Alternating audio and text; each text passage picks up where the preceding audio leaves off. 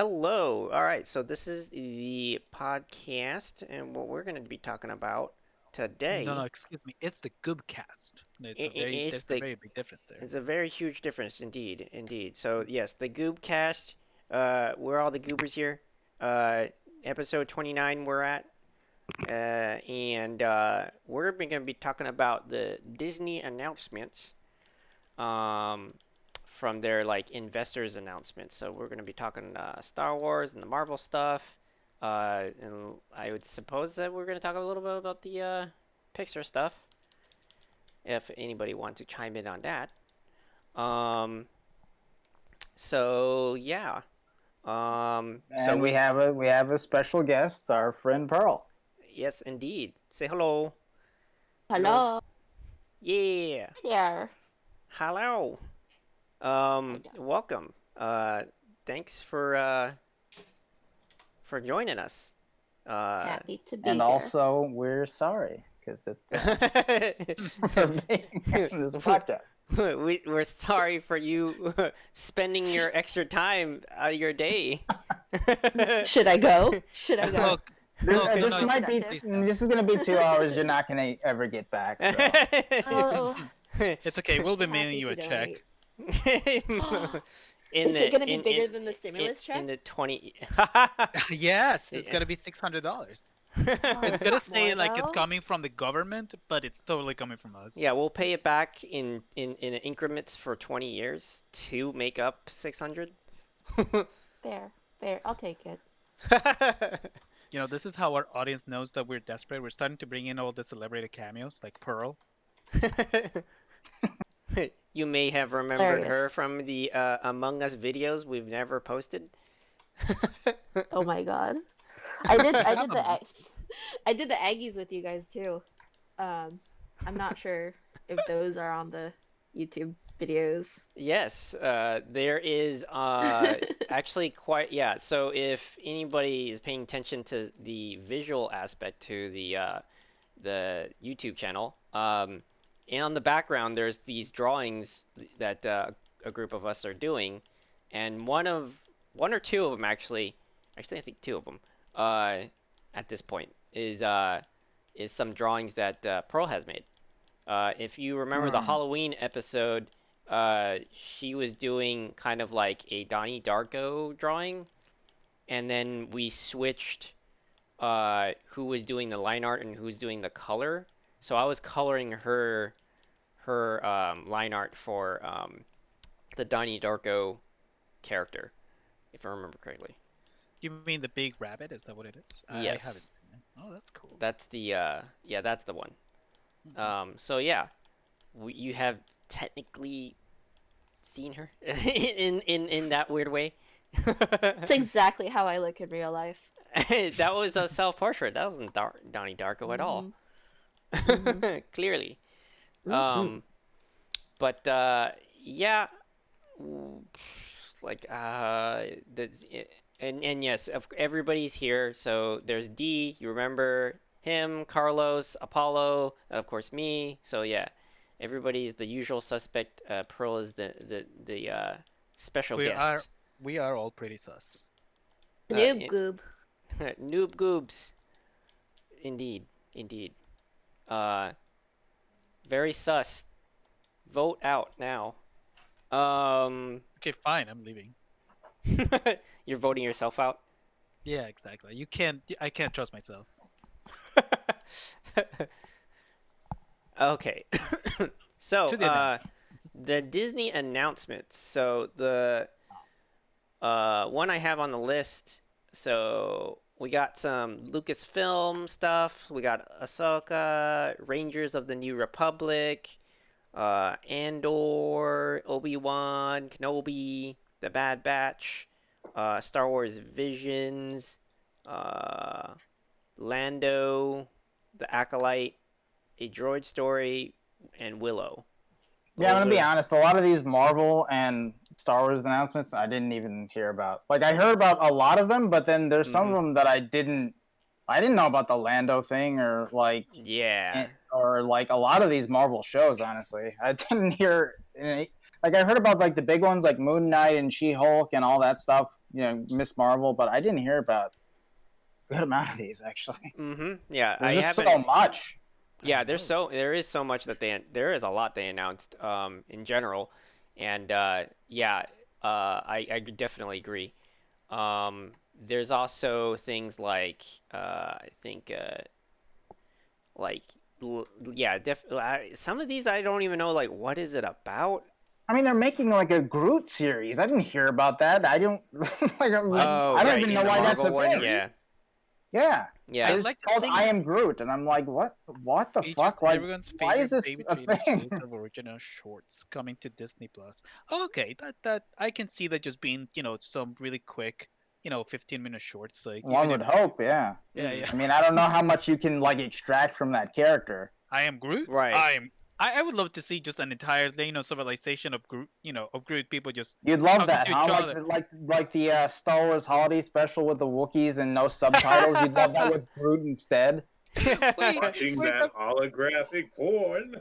and instead of using animation, it's just a whole bunch of guys like dressed like Holographic trees. porn. Yeah, yeah, and Groot costumes. Yeah. Right. Oh god.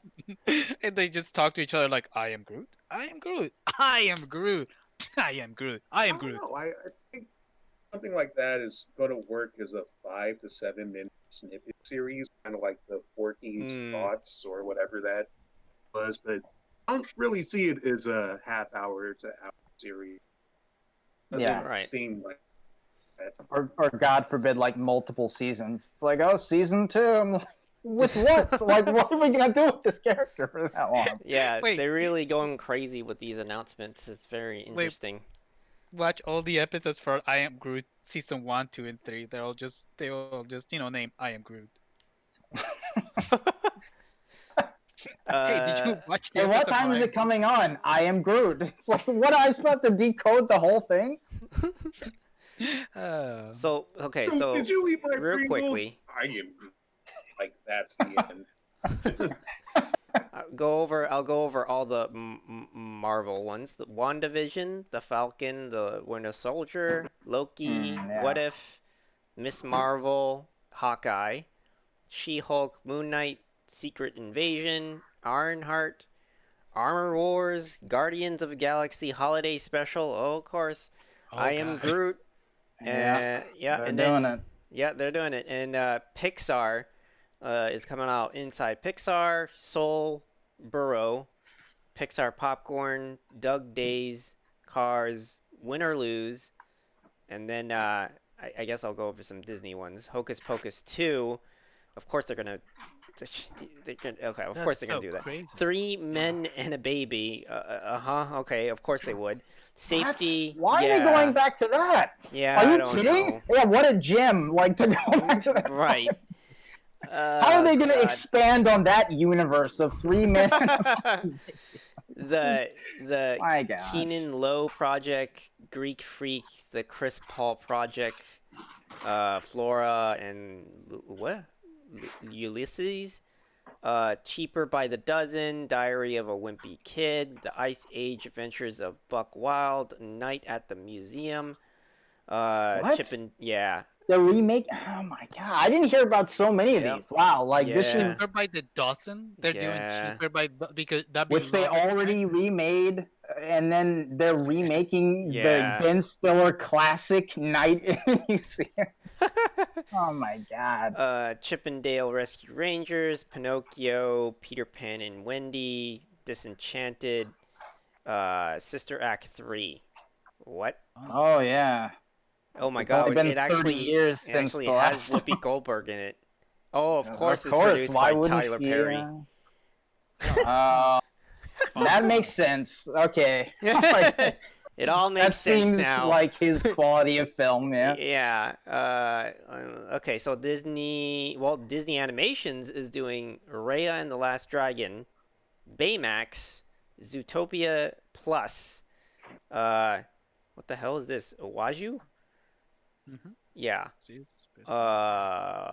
Yeah. Tiana, Moana, the series. Okay, and then there's National Geographic, some stuff. There's more Marvel stuff though. Like there's because I'm looking at another list, and there's also the Fantastic Four movie. Yes. There's Ant-Man 3. There is news that Christian Bale is going to be the villain in the next Thor movie. Guardians of the Galaxy 3 gets official 2023 release date. I think you already mentioned Armor Wars with Don Cheadle as War Machine. Then there's the Secret Invasion show as well with Nick Fury. I think the dude who I think Talos is coming back as well.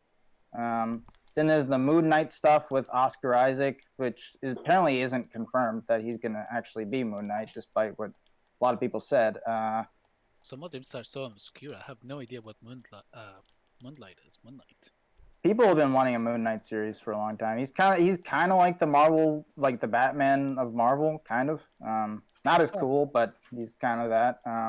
So like, I also didn't know that. Aim lower. Yeah, for sure, aim lower. Like, there's a storyline where like he goes through like this huge crisis and he loses all of his money, as like every superhero with money does, and then like he doesn't get over the crisis. The only way the arc ends with him like.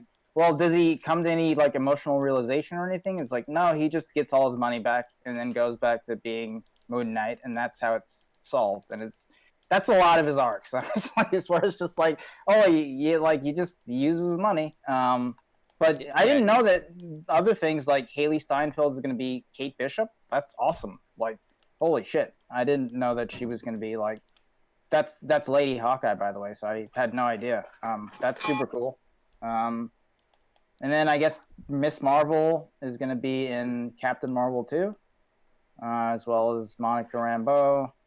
And then they have another Miss Marvel actual series that they're going to do, which is going to be how are they going to make that like I think they're doing some cartoon stuff with that as well, but then they're also doing a live action actual like Miss Marvel series, which I'm wondering how they're going to make her abilities not look disgusting in live action, like because like her whole abilities are like embiggening, which just means she makes her fists and shit big and like crushes people.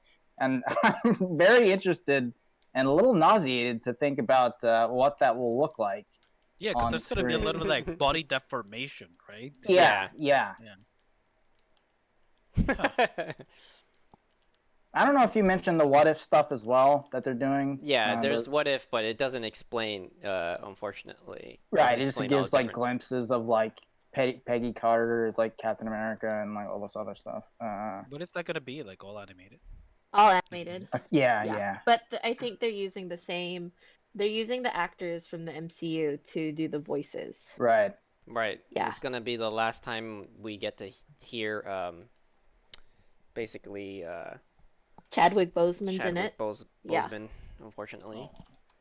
They're not recasting in Black Panther 2, which is I think a good choice. But does anybody know, like, because I had a cool idea. I mean, maybe it's cool. I don't know about what they could do for Black Panther 2. It would be kind of cool if they brought back Killmonger and made him the new Black Panther, like have it sort of be like a redemption story for him.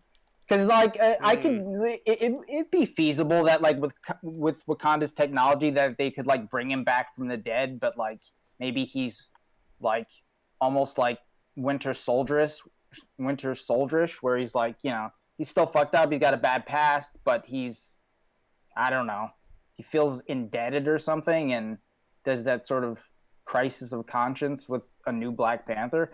Because I mean, there's a lot of speculation that it'll just be like.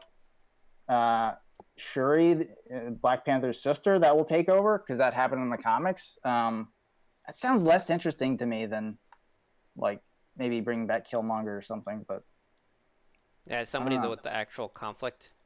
Yeah, because I mean, Shuri's an obvious choice. Like she's a genius, just like, and she could bring all the tech to it and stuff. But like, I don't know, something like Killmonger. That sounds like it would be kind of cool to me. But are there any announcements here that anybody's like super like, oh man, I can't wait for this? Like, is there anything that like sticks out to anybody? As far as the Marvel stuff goes? Yeah, let's focus on the Marvel stuff first. I'm excited for the Visions, right? That's the one for. I'm sorry, is that Visions for Star Wars or for Marvel? There's so many goddamn announcements. I can't even tell them apart. What, WandaVision? WandaVision, you mean? No, one that was called Visions. Visions. No. Oh yeah, Vision. you're talking about Star Yeah. Wars Visions, Must be presenting Star all Wars, yeah. new creative Oh, that's takes on right. the Star galaxy Wars far, far Visions. away. Star Wars Visions will be a series of animated shorts celebrating Star Wars through the lens of the world's best anime creators. The anthology collection will bring to fantastic visions from several of the leading Japanese anime studios, offering a fresh and diverse cultural perspective to Star Wars. I haven't actually seen a preview on that, so that's the first I've heard of it. Yeah. I was gonna, I wanted to, get more into the Marvel stuff, but just to get a little, aside from there, I'd be excited to just see, those type of issues. Like I envision them being a little bit like, the shorts that they made for the Matrix. Like they Oh, right, all right. The added Animatrix, something. yeah. Yeah, the Right, Animatrix. right. Way Yeah. better than the actual sequels themselves. For sure, yeah. And they all Well, kind of what- help enrich yeah. that kind of universe. All right, so yeah, you said you wanted to talk about the Marvel stuff. Like, what stuff looks good to you there? Honestly, I like the idea of the WandaVision. Like, I'm really excited to just see Me too, yeah. something that is just so, not saving the world, and it's definitely more focused on whatever's happening in the head of that character played by Elizabeth Olsen. What's her name? Scarlet Witch. Yeah, Scarlet Witch. Yeah.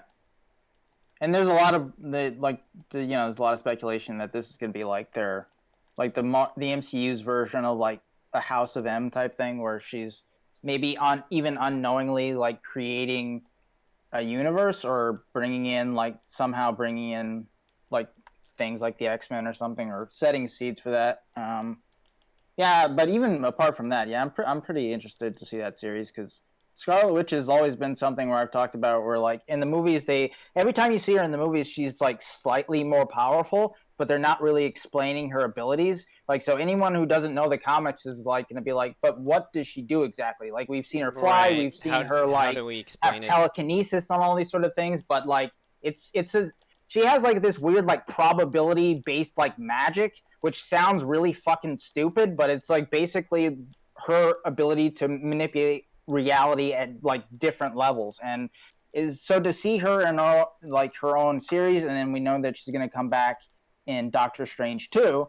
I can see how they're gonna explain it. She's gonna have some sort of quantum, some sort of Sure. quantum powers. Because quantum is like, now the sciencey version of like That's it's the magic. Sci-fi magic. It's just magic. Yeah, that is the total buzzword in sci-fi for sure. Just quantum everything. No one really knows what it means in the movies, but like we're just gonna throw it everywhere.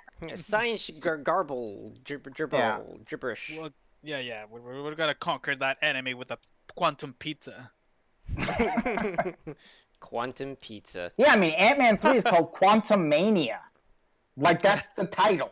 Ant-Man and the Wasp Quantum Mania. Huh. And apparently Kang the Conqueror is going to be the villain in that one, which I assume would be I assume it'll be a Thanos type thing where they're setting him up in that movie, and then that's the next big villain, because Kang the Conqueror is a pretty huge villain. I can't see Ant-Man and the Wasp being able to take him on by themselves, but Right. I don't know. We'll see. Well, I mean, since And he they has a lot are- to do with time travel as well. So. Right, and we are getting if we're getting Fantastic Four as well, then there's connections True. to reality manipulating characters. Yeah. So WandaVision is probably the thing that sets up the rest of our like understanding of how characters can manipulate reality. Yeah. Yeah. So And then there's obviously Doctor Strange 2 is called the Multiverse of Madness. So like we're clearly, and like Spider-Man 3 is like looks like it might be a Spider-Verse live action, which I don't really like the idea of that, but it looks to be what's shaping up with all these actors like But yeah, coming with Tobey back. Maguire in I there, mean, it's Tobey Maguire, Andrew Garfield, even Kirsten Dunst, and then you have obviously the amazing Electro, played by Jamie Foxx, and even Alfred Molina as like Doc Ock, and like all these things. And Yeah. I really hope that's not the direction. I hope this is a bait and switch, red herring thing.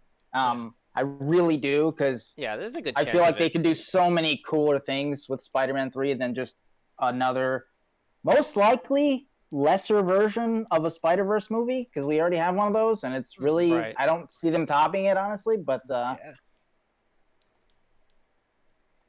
yeah. Yeah, it's gonna be interesting for what they're gonna do for those. I mean, I wouldn't mind seeing another 2 hours of Willem Dafoe just playing whatever the hell he does. Anything he does, exactly. He's Yeah. fucking amazing. Yeah. I mean, have you seen He him? is. He is He really amazing. is. Yeah. Have you seen him in The Lighthouse? He's fantastic. Yeah. Oh, yeah. I like that Yeah. in there. That was crazy. Mhm. Banging those giant cosmic squids. It's the dream, man. Living the Somebody's dream. What about you, Pearl? Does any of this stuff like stick out to you? Definitely. I don't want to be a basic bitch, but definitely Loki. I'm like, so there was. I feel like there was so much speculation on whether or not it was going to be Tom Hiddleston, whether it was going to even be animated, possibly. Right. Yeah, I'm excited for Loki. I'm excited to see where this goes and if this connects to any movies and what movies. Right. I just noticed You that just have Owen that Wilson. point too. Owen Owen- Wilson's in the trailer, and I wonder Oh, yeah, who yeah, the he heck is. he plays. Like, Yeah. Yeah. I think he plays one of the like time cops or whatever. Yeah, Where- that's what it Okay. feels Time like. Cops. Well, yeah, I remember mean- that great Van Damme gym in the '90s time cop? But yeah, I believe he's like dealing with like the time police or whatever they're like called. they're some sort of like corporation or like Yeah, they they're basically like- they keep time in check. Right, Mhm. right, and obviously he's like fucking with it, so Right. we're gonna Mhm. see that. So Oh, yeah, They should super They should at least get start Jean-Claude Van Damme at some point. that'd be a hell of a catch. Yeah. Right, right. That'd be Like he's a wild. janitor somewhere else, and as a cameo. But yeah, Loki's a fun character. I mean, everybody wants to see that guy. Yeah, he's definitely backed by popular demand. Oh yeah. This is He's defi- fun. I mean, this is- I hope they do some like new stuff with him. Honestly, Yeah. because every time you see him, it's kind of like you like to see him, but it's kind of like it's just him like doing the same stuff. It's like, oh well, I've turned good now, but not really, and I'm like gonna betray you again, but I have a heart of gold, like deep down. But it's just like I don't know. I kind of want to see the character like a new direction from the character. Take him in some new territory. I'm excited to see that, a character that, just gives himself the freedom to be just, evil, just selfish. Like we have Yeah, all I these would love it if they superheroes. really took it in that direction, honestly. Like, Yeah. instead of having him sort of hover in the middle, where he's like kind of a villain, but he's kind of an anti-hero, I would love to see him just go full villain. Mhm.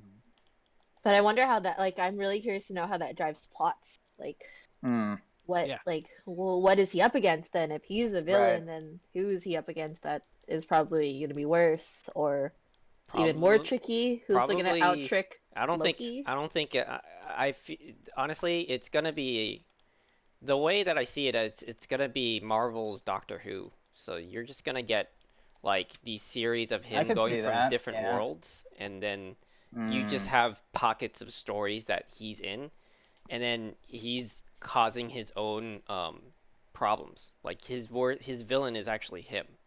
So he's causing, because he has all these bad kind of like addictive personalities to just trying to be ruler of something or just like own things or be like reveled in this kind of selfish way of thinking that Yeah, he enjoys he's his gonna mischief, he's gonna cause the issues, and then he's gonna see the impact it does and then try to fix it, but then of course he's gonna make it worse, and then it's just going to be this kind of circular issue. But that's the thing. Like, Yeah. even if that's the scenario, like he still ends up being the villain, you know? Or I mean, the hero. Like he still ends up being like where he's like, oh, I messed everything up. Like, let me fix it. I would love it if it was just like I want to fuck things up. Like, and Oh, when yeah, they get right. bad, Like, you see a like version that's of it. him- Like, Yeah. yeah. And maybe like that's maybe what like part of Phase 4 of Marvel, where it's like we've seen Loki fuck up all these things, and then like some of the movies are like, you know, the heroes sort of trying to scrape up the mess of what he's caused. Right. Is he gonna have a psychic, next to him going like, "Oh, jeez, Loki, how are we gonna get out of this one now?" Oh, jeez. I'll tell you, I He's gonna wouldn't have a mind that. he's I would gonna have a watch Morty. that. Yeah, it's something a little bit more. I would like- watch a like fucking It's just Loki always and Rick and going on. Morty.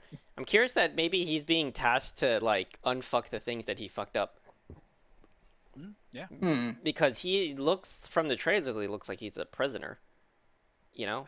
And Like, part of it, yeah. You know? Yeah. For and, sure. And yeah. then whatever had happened, that he caused or something, he was involved in it or something like that. But I'm even wondering, like, him being the god of mischief, does he actually end up getting one over on even the Time Police? Where he's like, Right. you know, like, oh yeah, I'll work for you, but then he ends up like fucking them up, like fucking them over too, and like even maybe irreparably messing with the timeline or something. I don't know. There's a million possibilities. Yeah, there's a lot of things that they could go with. Has anybody read Neil Gaiman's Norse mythology? No. It's basically a modern his way of just retelling, Norse mythology stories. And it's basically just, mostly just follows Loki and Thor just, getting in trying to get in and out of misadventures. Mm. But yeah, I'm glad that they're definitely, living up to that old, story trope of to his roots of being just, the guy who gets himself in trouble and he tries to, bullshit his way out. Mm. Yeah, that's I mean, essentially what it seems like they're going with.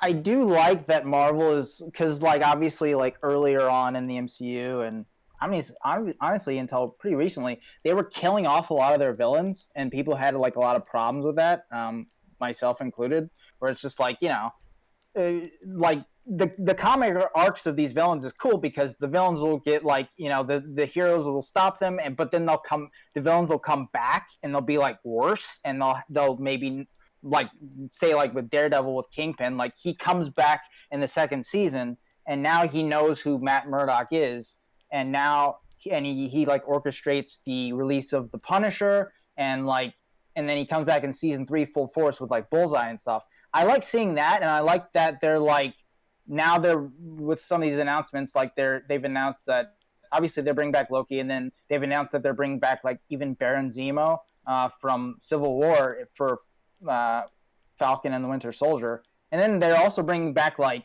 Tim Roth as the Abomination, which is awesome. Like that was one where I didn't expect that, and I'm like, holy shit, that's fucking cool. Yeah. Because I remember like a couple of years ago, even Tim Roth was like, because I think somebody asked him like, would you ever want to come back to the MCU? He's like, yeah, I'd love to, but like that movie came out like 12 years ago. Like they're not going to bring me back. So like to see him come back in like the new She-Hulk series that's pretty cool. I like that they're bringing back their villains and like using them, and especially that one, since that was kind of like it's like we talk about Hulk, but we don't really talk about Hulk.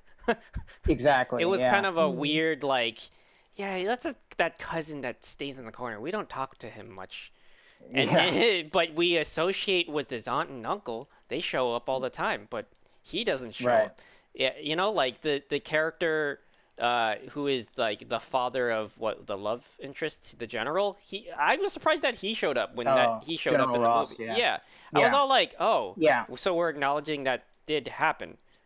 Yeah, and he's gonna apparently show up again too in Black Widow. So yeah, so like the fact they have that, and then they have the Abomination, which is great. Then it's like, okay, are we ever gonna address that you were setting up for that one villain?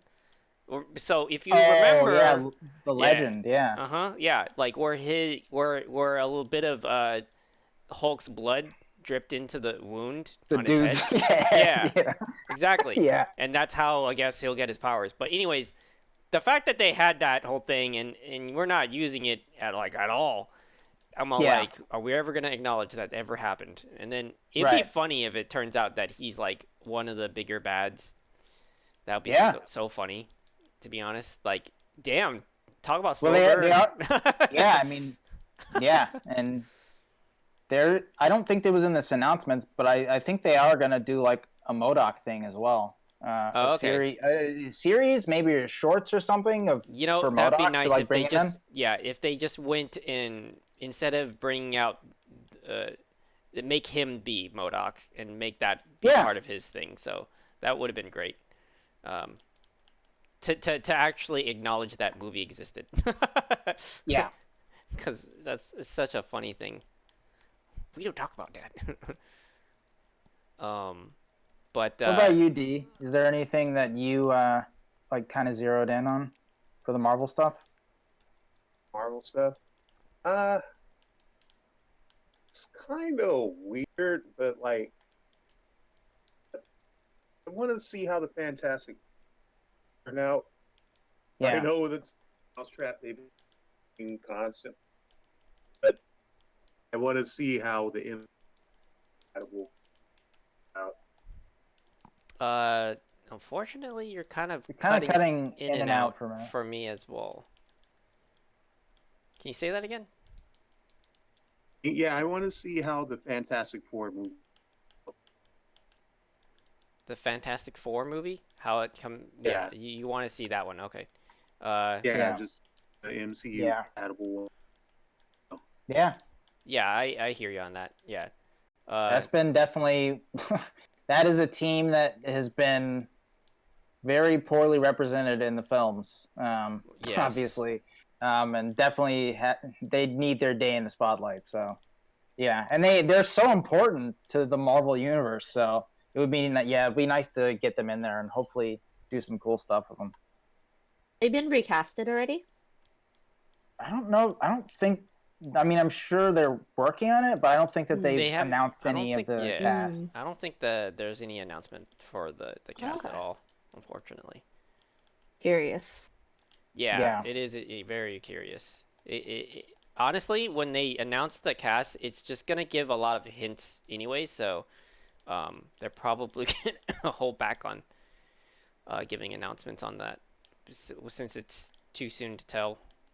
Yeah, I think the movie is That's at true. least a few years away too, because I think the Mhm. director of the Spider-Man movies is going to be the dude who directs it. So Oh, it'd be okay. like- yeah, way Can- after that. Can we please have like a what if where we have like characters the actors that played certain characters in the Marvel yeah. and then meet Different themselves in roles. different roles. So it's like Yeah. Killmonger meets Human Torch. Yeah, Mm. or Human Torch meets Captain America. Yeah, exactly. Yeah. Both Human Torches are now Yep.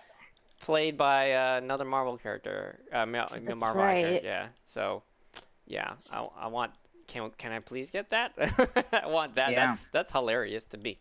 Yeah. Hopefully, the scripts. I guess in addition to that, I want to. I might be interested in Armor Wars because Mm. post Tony Stark and being like, hey, Oh. yeah, Iron Man may be gone, but not his technology. So Yeah, I mean let's that's see where something. that leads.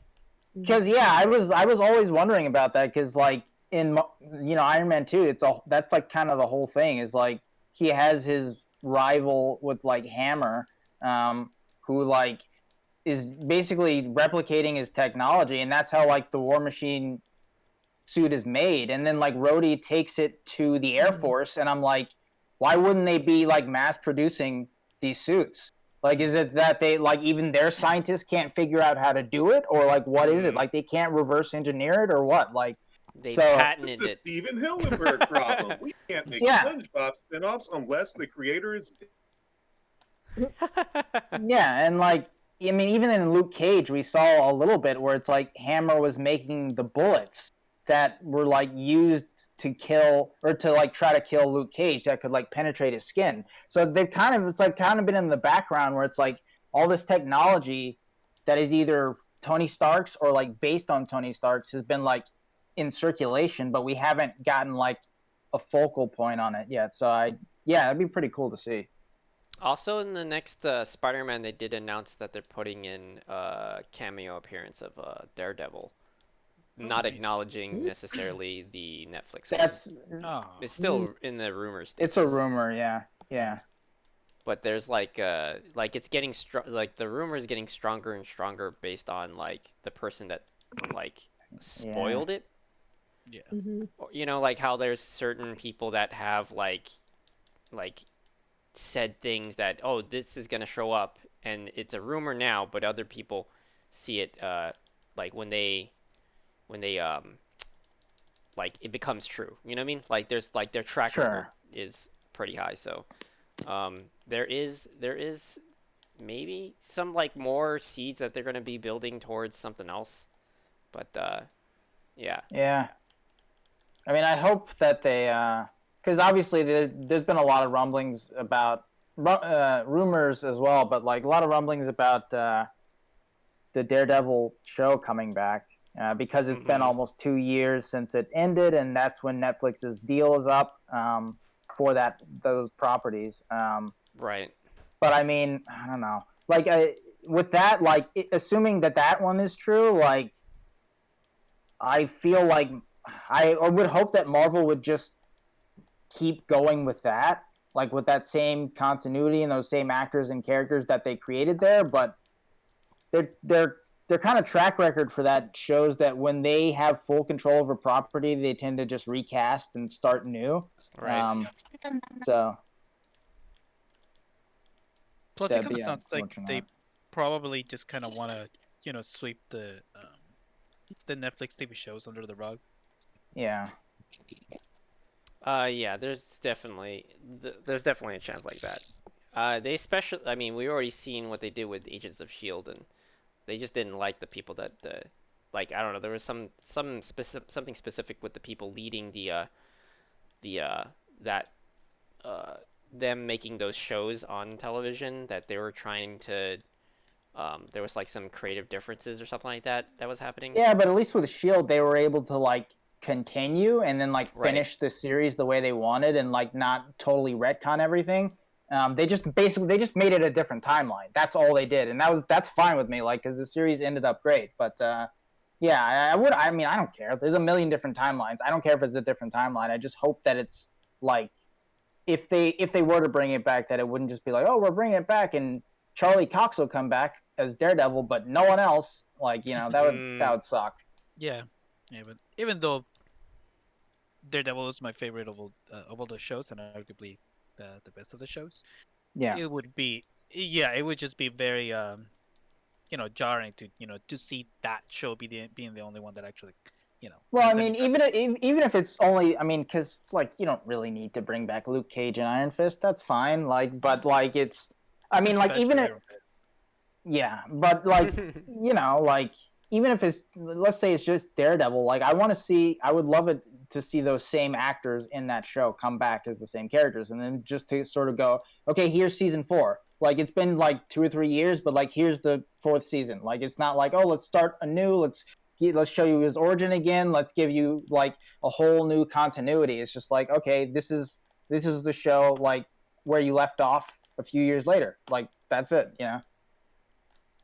Oh, right. That would be nice, but yeah. Yeah, unlikely. Yeah. Yeah. Winter Soldier seems pretty cool. I like those two characters. Hopefully, and then like they're bringing the villain from Civil War, which is also cool. I like Baron Zemo. Baron Zemo is nice. Yeah. I think between that and WandaVision, of course, is like one of my like the ones I'm looking forward to. Yeah. But I mean, aside from that, I don't know if it's gonna necessarily, like, I have a feeling that none of the shows are going to really bleed over. I mean, it could prove me wrong, and I hope they do, but I don't know if TV shows are gonna, like the Disney Plus shows are gonna bleed over to the movies so well, or like in the sense that I don't think they're gonna try and actively connect them. Yeah, that'd be nice if they did, but I yeah, it don't would. know. I don't think they are. Again, it's like I think if any of them do, it'll be WandaVision for sure, just because it's like Right. because of Scarlet Witch's powers and the fact that they're like bouncing her from the movies to a TV show and then back to the movies. I think that hers probably has the best potential to, but yeah, it's sort of again based on their track record. They even though they're like, oh, this is technically part of the MCU, they intentionally compartmentalize their Yeah. TV shows from their movies, and it's like it's not really like the Daredevil and Jessica Jones. They're running around New York during all these events, but we're never going to see them in the movies. Right. It's like you'll never Right. like for whatever reason, and so yeah. Yeah, I feel like it's just more like the show is going to be more about it being like setting up for her, like where she's at in the movie.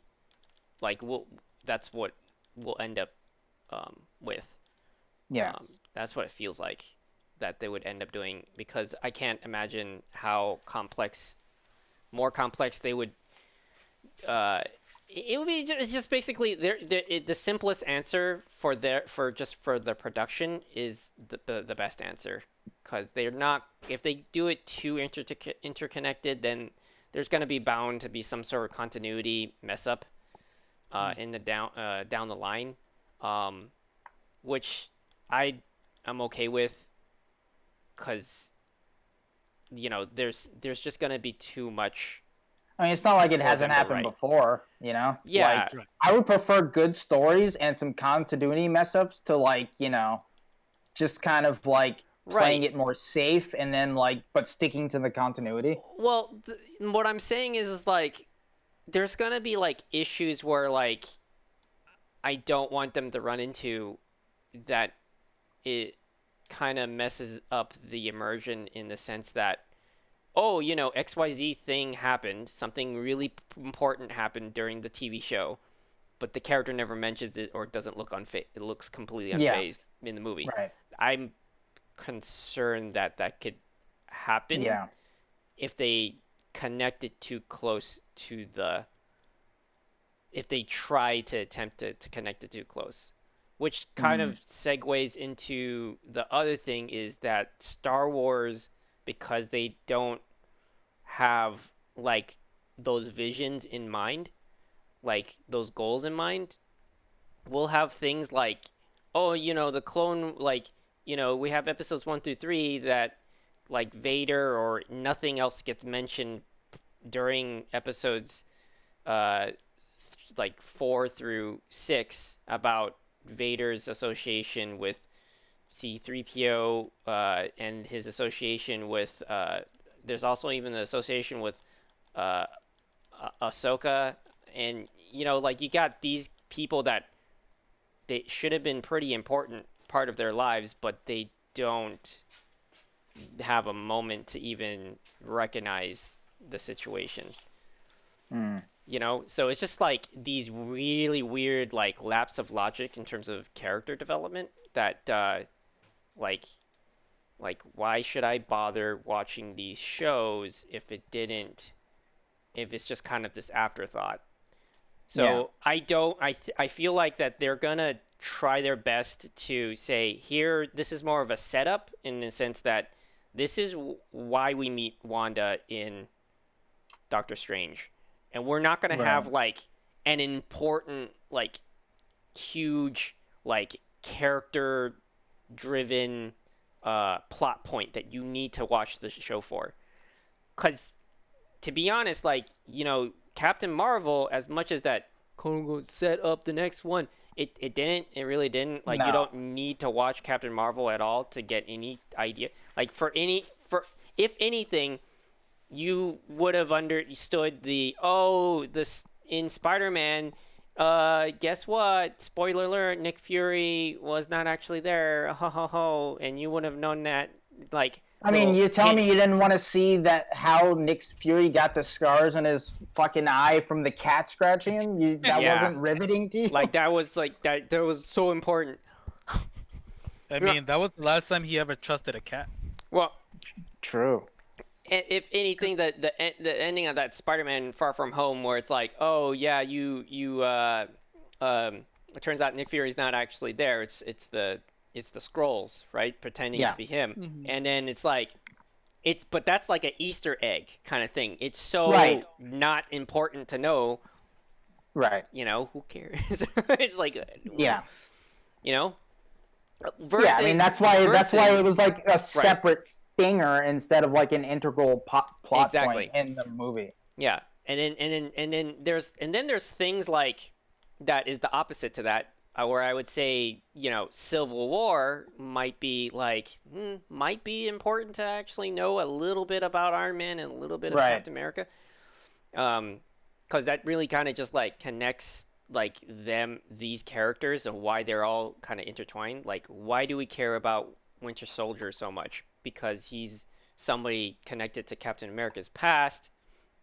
And then why is it such why is Iron Man just like hellbent on making this whole Accords thing work? Well, if you didn't watch Ultron, which unfortunately is what it is, it may not be the best Avengers, but if you didn't watch that, you didn't get a setup of like why he's being and also his previous movies too, where he's getting the PTSD kind of like attacks. The PTSD, and even stemming back to the original, where it's like you see him get hurt by his own technology, and that's what ends up making him into Iron Man in the first place, because he's like putting out the technology and bad people are getting it. And like he feels the sense of guilt, which basically drives all of his actions, including to Civil War, where it sort of like in the beginning, like the mother comes to her and says like this is your fault, like my son's dead because of your technology, and that's sort of what like stems his motivation in Civil War, right? Like it's like it's all based on guilt from him, and that's like like with Civil War, it's like Captain America and Iron Man, they have these like sort of overarching differences based on the Sokovia Accords, but it's not really about that. It's about these personal issues like that stem for both of them, right? It's like it's about Captain America ultimately wanting to protect Bucky, and then for Iron Man, it's about Bucky killing his parents, right? And that's what it really boils down to, and that's what ultimately breaks the relationship between those two characters. So, I mean, yeah, like even if they're not big plot points, there's some in some of the best Marvel movies, it's kind of like you need to at least watch this to at least like, even if it's not like important to know, you get more from the characters and you feel more for them, and there's more of an attachment to them, and you understand their motivations and why they're doing things. But yeah, I mean, yeah, with the WandaVision thing, I would hope that they sort of delved into like making it more important, but yeah, I don't know. It unfortunately, yeah, that hasn't been the case in the past. So quite the opposite. So yeah. Right. All right. I mean, okay. So, does anybody else have any like particular shows that ring out the most? It doesn't have to be the Marvel ones, or any of We those. can move on to the Star Wars stuff. Yeah. Yeah, we're on the 40-minute mark on this. Okay, so what I mean, the Star Wars stuff, there's the Ahsoka or who's actually like watched any of the like where is everybody's state of like everybody knows about Marvel, and that's like the most popular one right now, but what is everybody's state of like what they've watched already or caught up with in terms of Star Wars media stuff? Because I've watched Aside from the 4 movies, I'd say like some familiar animated spin-offs. I haven't watched the Star Wars Rebels stuff. I've watched the first season of that, but and it was good, but I just didn't get back to it. But yeah, I've watched the movies. I played the Jedi Fallen Order game. I watched the first season of The Mandalorian. I think I watched some of the Clone Wars stuff. I only know the Christmas special, honestly. That's all that's we need to know. That Yeah, is we peak can't- Star Wars. Your voice is robotic. Yeah. Is it? Mic. Yeah. I think something going on with your mic. Either it's the mic or it's internet. With the sensitivity. It's still going a little bit robotic. Maybe disconnect and reconnect to Discord. I was gonna say, can she say "Domo arigato, Mr. Roto" just before she disconnects? Better? Yes. Yeah. Welcome Mhm. back, Pearl. That wasn't me. That was a droid. I was gonna say, can you tell the Robo droid Pearl. to say, "Domo arigato"? Silly. Classic. Sorry, totally interrupted. But yeah, I would say I'm in the same boat as Apollo. I've seen all the movies. I'm very, very behind in Clone Wars and Rebels. Played Fallen Order and watched season 1 and 2 of Mando multiple times. Oh, Nice. really? hmm How Um, caught up are you with like Clone Wars? Like, I haven't seen anything from Clone Wars or Rebel. I've Remind me. for me, I've watched pretty much the entire CG animated series, except for the Clone last Wars. Clone Wars, the Yeah. Clone Wars saga, where they and then they came out with the finale season as well. Right. But I skipped, what was it, the first 4 to 6 episodes of the finale season. And I could get into that later, but There's a lot of filler in that series. That's kind of what took Mhm. me out of it most of the time, honestly. yeah. But I haven't seen Rebels though, and I don't know if I'm gonna go dive in that because there's not a lot. I mean, I feel like it's a generational thing too, because like I'm not really into their these new characters that they're doing. Are you too old from for what I've this heard. shit? Yeah, pretty much. That's like legit. Like I don't like these I've been there with those characters before, so like the synopsis wise, so yeah. But with the for the finale season, I skipped the first 6-ish episodes anyways because one, I'm not too interested in the stormtrooper stories. Right. I know what they're doing with it, and it's neat that they are. I'm giving them praise in the sense that they're building a character around something that was just not didn't have a character at all. So it's cool, but at the same time, it's so interconnected with it's so connected to the episodes 1 through 3 that it's just kind of more of a shame than it is something I wanted to watch. So yeah, I skipped those first 6 episodes because it goes over the Bad Batch characters, the squadron. So that's a series spin-off that they have over here that they are doing. But those last 4 episodes or whatever it was, I can't remember what it was, a 4 or 3 or something like that.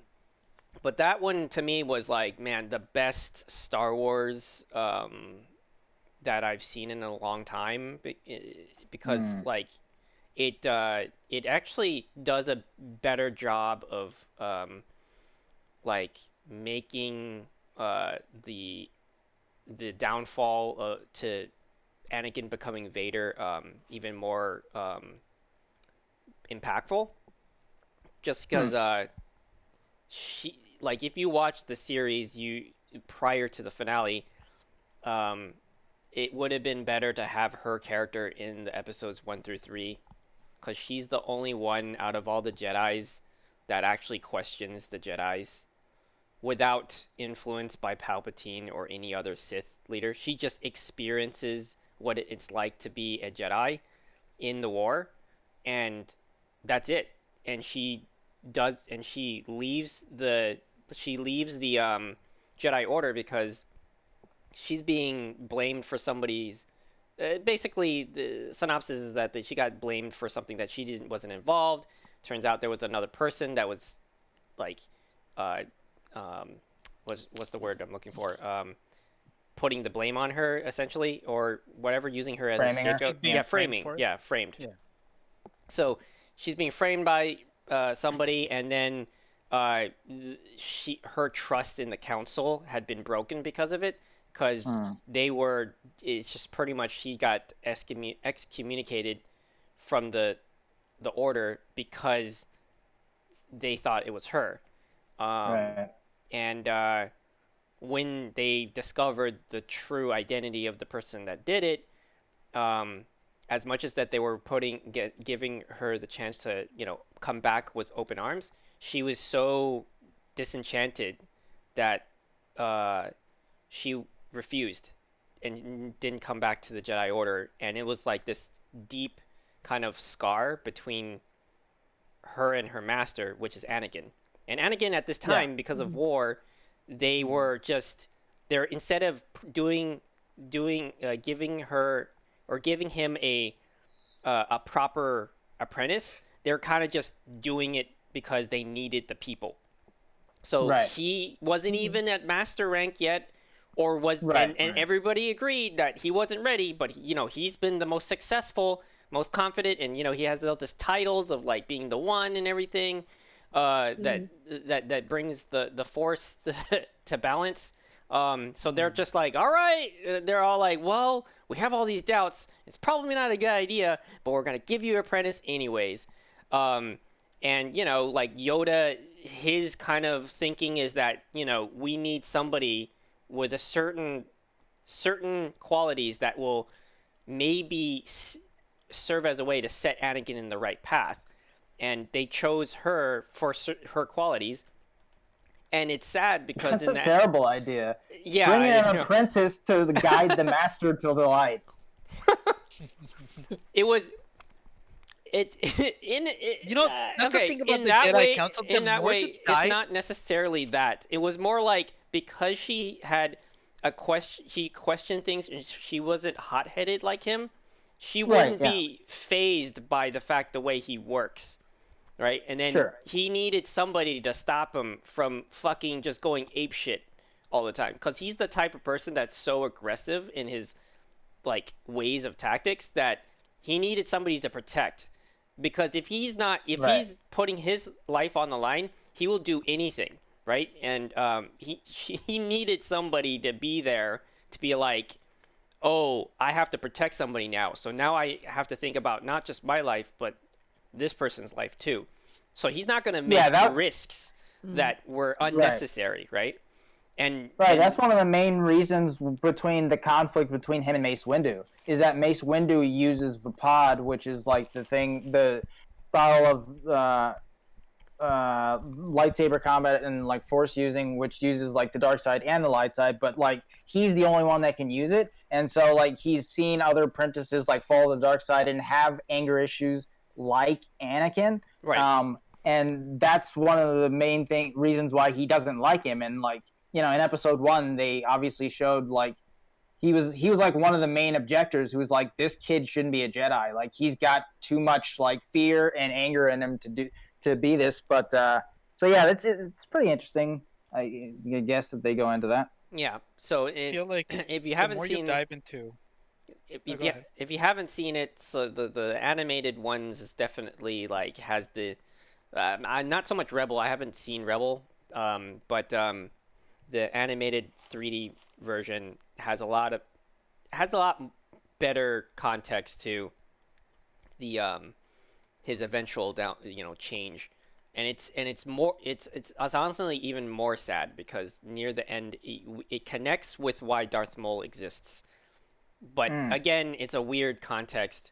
I feel like I'm getting more out of the that than I did with episodes 1 through 3, and then more with context of like what's going on with just the rest of the Star Wars. So Rebels is where we meet Bo-Katan too, right? Yes. Okay. Yeah.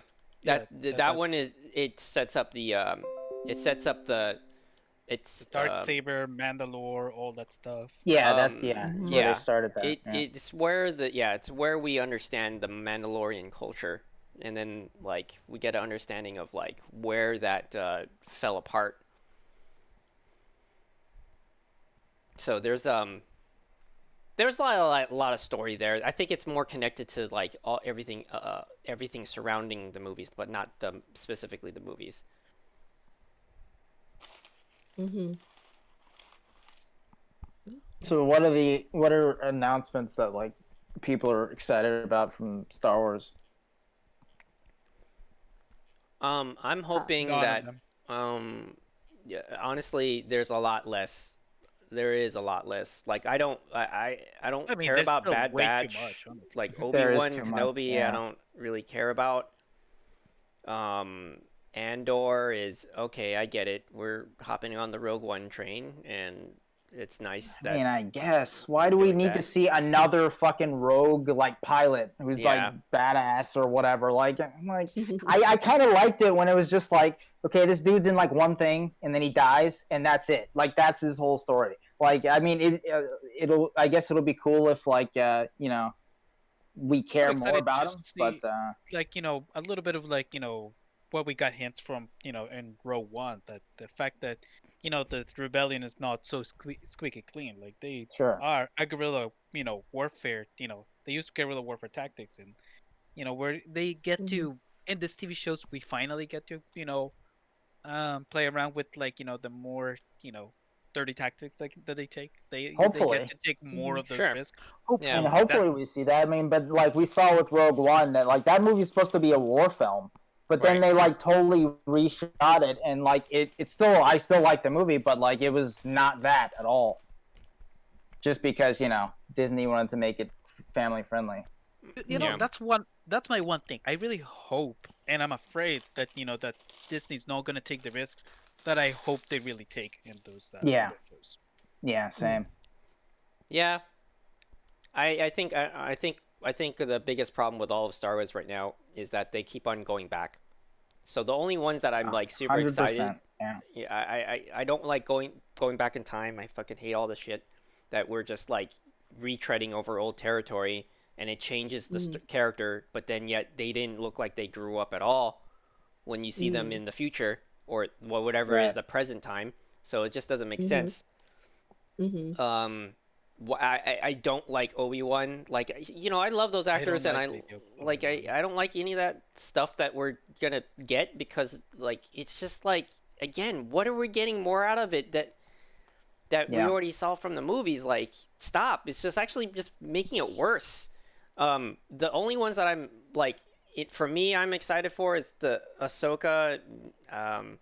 I have very low hopes for Rangers of the New Republic, but I mean, I guess I'm surprised they didn't announce Book of Boba here. Yeah, it was they announced it afterwards. Oh, okay. They were trying to keep it a surprise. Yeah, they wanted to wait until Mandalorian was like finished airing. Okay. Yeah. Well, that is gonna, at least we're gonna get something that's more future, like more towards everything not happening in the past, because there's like, what is happening with the universe as is, like what are we getting more out of it in the future? The least connected we are with the previous movies, the better, because then they're not like holding on to all these like kind of ways of doing Easter eggs or whatever. Or the fan service. the fan service part. Yeah. Which it's what we'll get to that discussion in a second, but that's what the entire second season of The Mandalorian felt like. It was like that's what all of Star Wars feels like to me at this point, where it's just like, hey, let's bring back more characters you've seen again, and have this same like small universe syndrome where it revolves around 9 characters. But you're telling us it's big, so I guess we'll believe you. But it's like we're just seeing the same characters come back again and again. Like that's kind of like why I'm I mean, I'm sure I'll watch Mandalorian season 2 eventually, but it's kind of like why I'm just kind of like I don't even care about spoilers at this point because like I already know Ahsoka comes back. Everybody knew that. Like I already know Boba Fett comes back. Like, and I don't want to see this again. Like, I want to see new stuff from Star Wars. I want to see them go in new directions instead of relying on the nostalgia and taking advantage of the nostalgia we have for these movies as kids. Like, it's just like, oh, we can put anything on screen. Just put Star Wars music over it and people will cry and they'll love it and there'll be emotions attached to it. But it's just like, I want, like, quality stuff that's, like, taking the universe in a new direction. I don't want to see these... Even if I like characters like Ahsoka and Boba Fett, which I do, I don't really want to see more of them. You know, I would like give me new stuff. Yeah, you know that's exactly what was kind of fun about the first season of The Mandalorian. That it just felt like every character that we were touching, they're related in the same universe, but yeah. I mean that's the thing. Else. Yeah, I mean that's the thing. That's why I liked the first season was because I was like, oh, like this is Star Wars like standing on its own two legs instead of relying on nostalgia. It's like, and the whole time I was like, man, I hope they don't bring in Boba Fett. Like, I hope they don't bring in another Mandalorian that we already knew. And then we saw at the very end of the season, wasn't a big deal, but it did bother me a little bit where it's just like, very last shot, the Darksaber. And I'm like, fuck, they're going to fucking totally go into this, aren't they? And I, again, haven't watched the second season, but it sounds like they do. And knowing that Boba Fett and Ahsoka come back, yeah. Oh boy, then you're gonna love the ending of the finale for the second season. I'm sure I will. Oh god. It was cool. Like, even though I haven't seen the season yet, though, it was cool to know that Katie Sackhoff was playing Bo-Katan because she's awesome. So that was. She looks the cool. part, man. She looks amazing. Yeah, she does. Yeah, I was worried that they like having live action try to replicate an animated character was going to be like, oh, this is going to be awkward. It definitely was a concern. Yeah. And Rosario Dawson looks fantastic as Ahsoka Tano.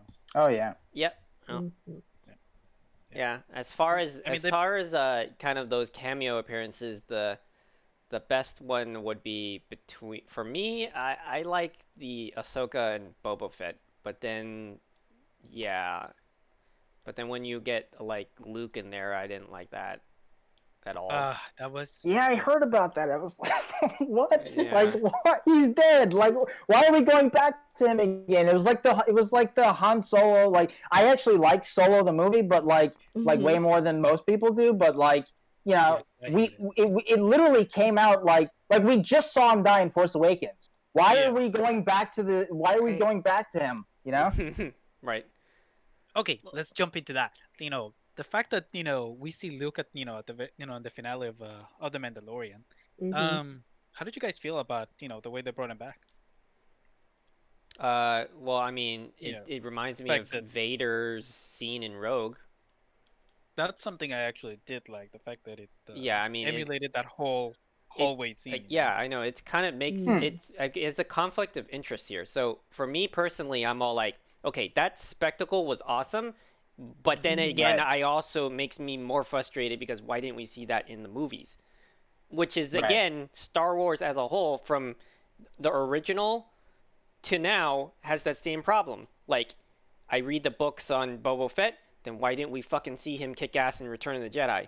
So is this, and then now in Mandalorian, we get to see him kick ass like how he's doing in the books, which is like, great, that satisfies me, but why was that never there in the first place? But, there's that conflict of annoyed post-movie. Yeah, I mean, there's no way there's no way you could know that, like, just George Lucas having created this character as a background character, then him getting, like, all this popularity, and it's like, oh, let's bring him back. And, now he's, like, this integral part of Star Wars. Unfortunately, there's no way you could know. Like, yeah, exactly. To do that. Right. Well, so since we're in full spoiler mode, I mean, but how did you guys feel about, the fact that they used, CG to, see him? Oh, yeah, it's definitely stupid. Did it work for you guys? I didn't like it. I mean, just in general, him being there, for me personally, I didn't want him to be there. So anything, that's my fence right now, and I don't know if I want to I told Brenda as we were watching this scene, while we were watching it, I was all like, oh man, I know that this, okay, it looks cool, the fight scene's cool, but I was still whining while we're watching it, going all like, but I didn't want to see him here. Yeah, Give me it's just some spectacle over substance, right? Exactly. Where it's just like, this is cool, but like I don't want this in terms And- of story stuff. you And I know? was hanging on, like, to be like, okay, maybe they're gonna surprise me. Maybe they're gonna be like, that's not Luke at all, and they're just gonna completely throw me off, and it turns out somebody else completely different.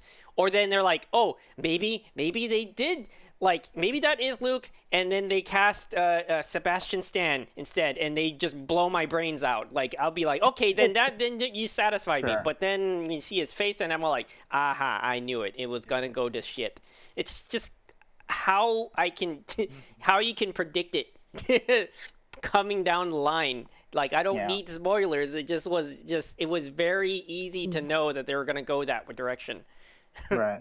It was the easiest thing to do. But yeah, that's on me. Anybody else? Yeah. Well, I honestly would have rooted and loved for it to be like as soon as you knew it was Luke, I was like, please let it be Seb Stan or something. Like somebody Nah. knew. Right. It would have Mhm. like I think I did get caught up in the fan service, of course, especially when R2 showed up and started beeping at Grogu. And I was like, oh my Don't tell me he's in it too. He's Really? in it too. Yeah, he's Yep, in it. Yep. Why are those two droids in every Star Wars piece of fiction? Like they're just everywhere all the time in Yep. every time period. Yeah. It's amazing. I have a It was feeling the freaking timeline adorable. goes is that this is like direct, like this is not even a month after the Return of the Jedi. Like, I feel like that this has It's happened. 5 years after, isn't No, it? it's 5 Is it years. 5 Like years? 5 years. Yeah. Yeah. Jeez Louise, what? Yeah. It It feels doesn't like they feel just like it. did not change. Like, couldn't they give me? Couldn't we get a kind of a thing where like maybe they were wearing something slightly different, and then maybe R2 got damaged, right? Because it doesn't Sure, look like yeah. 5 years passed. Like, what were you doing? Right. Sitting around? Well, again, it's like it's part of the fan service. It's also part of like the storytelling of you letting you know that that's Luke as soon as he steps out of the ship. As soon as you see the black cloak Yeah. and the on one hand and the green saber, that's him. So it's supposed to be like that kind of build up. Right, And, but then and the payoff is supposed to see his the CGI face with dead doll eyes. But the build-up would have been just the same if we gotten red herrings that make us think that maybe it's not him. And then it would have been a cooler story payoff if it No. wasn't. You know what? Who should have been? It should have been the boy from Jedi Fallen Order. Aw. Oh yeah, that was a rumor. Yeah, that it Yeah. would be Cal. Yeah. But it would have still looked weird because they would have had to age him up. Right. Mm. Yeah. Yeah. Oh, by the way, Pearl, Oh, you yeah, you, that- beat that's beat true, that yeah. game, right? Like, Yeah, you- but so did Apollo. You did too, right? Yeah, I think Carlos did too, right? Yeah. Sure, I did. I didn't just watch it on YouTube. Yeah. Yeah. I was definitely headed for a replay, but I've been lazy. I liked it a lot, but yeah, I Hmm. don't know. That actor I've heard is phenomenal in like Gotham. Yeah, he plays which I didn't Joker, know he was like a in. Joker Yeah. version of it. So I'd like to see more of him for sure. But it would be cool to like coming off of Apollo's idea. It'd be cool to see like, a spin-off of him rather than some of these old characters that are getting spin-offs. Yeah, sure. I would be into that. Yeah. Yeah. I mean, I'm But- guessing that at that point that character has to be dead. In the sense that like there's only a couple of Jedis that are actually alive, and one of them is the kid, Grogu. Yeah. Sorry, spoiler alert. Okay, Um, everybody keeps on saying there's Again, not a lot I already of said Jedis, I don't. but that's bullshit. They just keep popping up. Right. It's Keep like, on dang fucking it. popping up like popcorn, man. Yeah, that's what I mean. They and there's again another rumor, which is most likely true, that Mace Windu is getting his own thing too. And I'm like, where the fuck was he? Like Yeah, all these exactly. decades, if he's Exactly. coming back, like what he's just like Wait. sitting it all out, like By the Stupid. way, if we're gonna have a Marvel what if, there should be one what if where Star Wars. Fury A meets Star Nick Wars Fury what if? meets What the- Nick Fury meets Mace Windu. Oh my oh, god. Oh, I see. I mean, he's Why probably the not? same Whatever. character. Who knows? Why not? Yeah. Why not? Yeah. Sure. I mean, multiverse and whatever shit. Yeah. Yep. Comics. You are weird. Oh, sorry, that's some other guy on YouTube.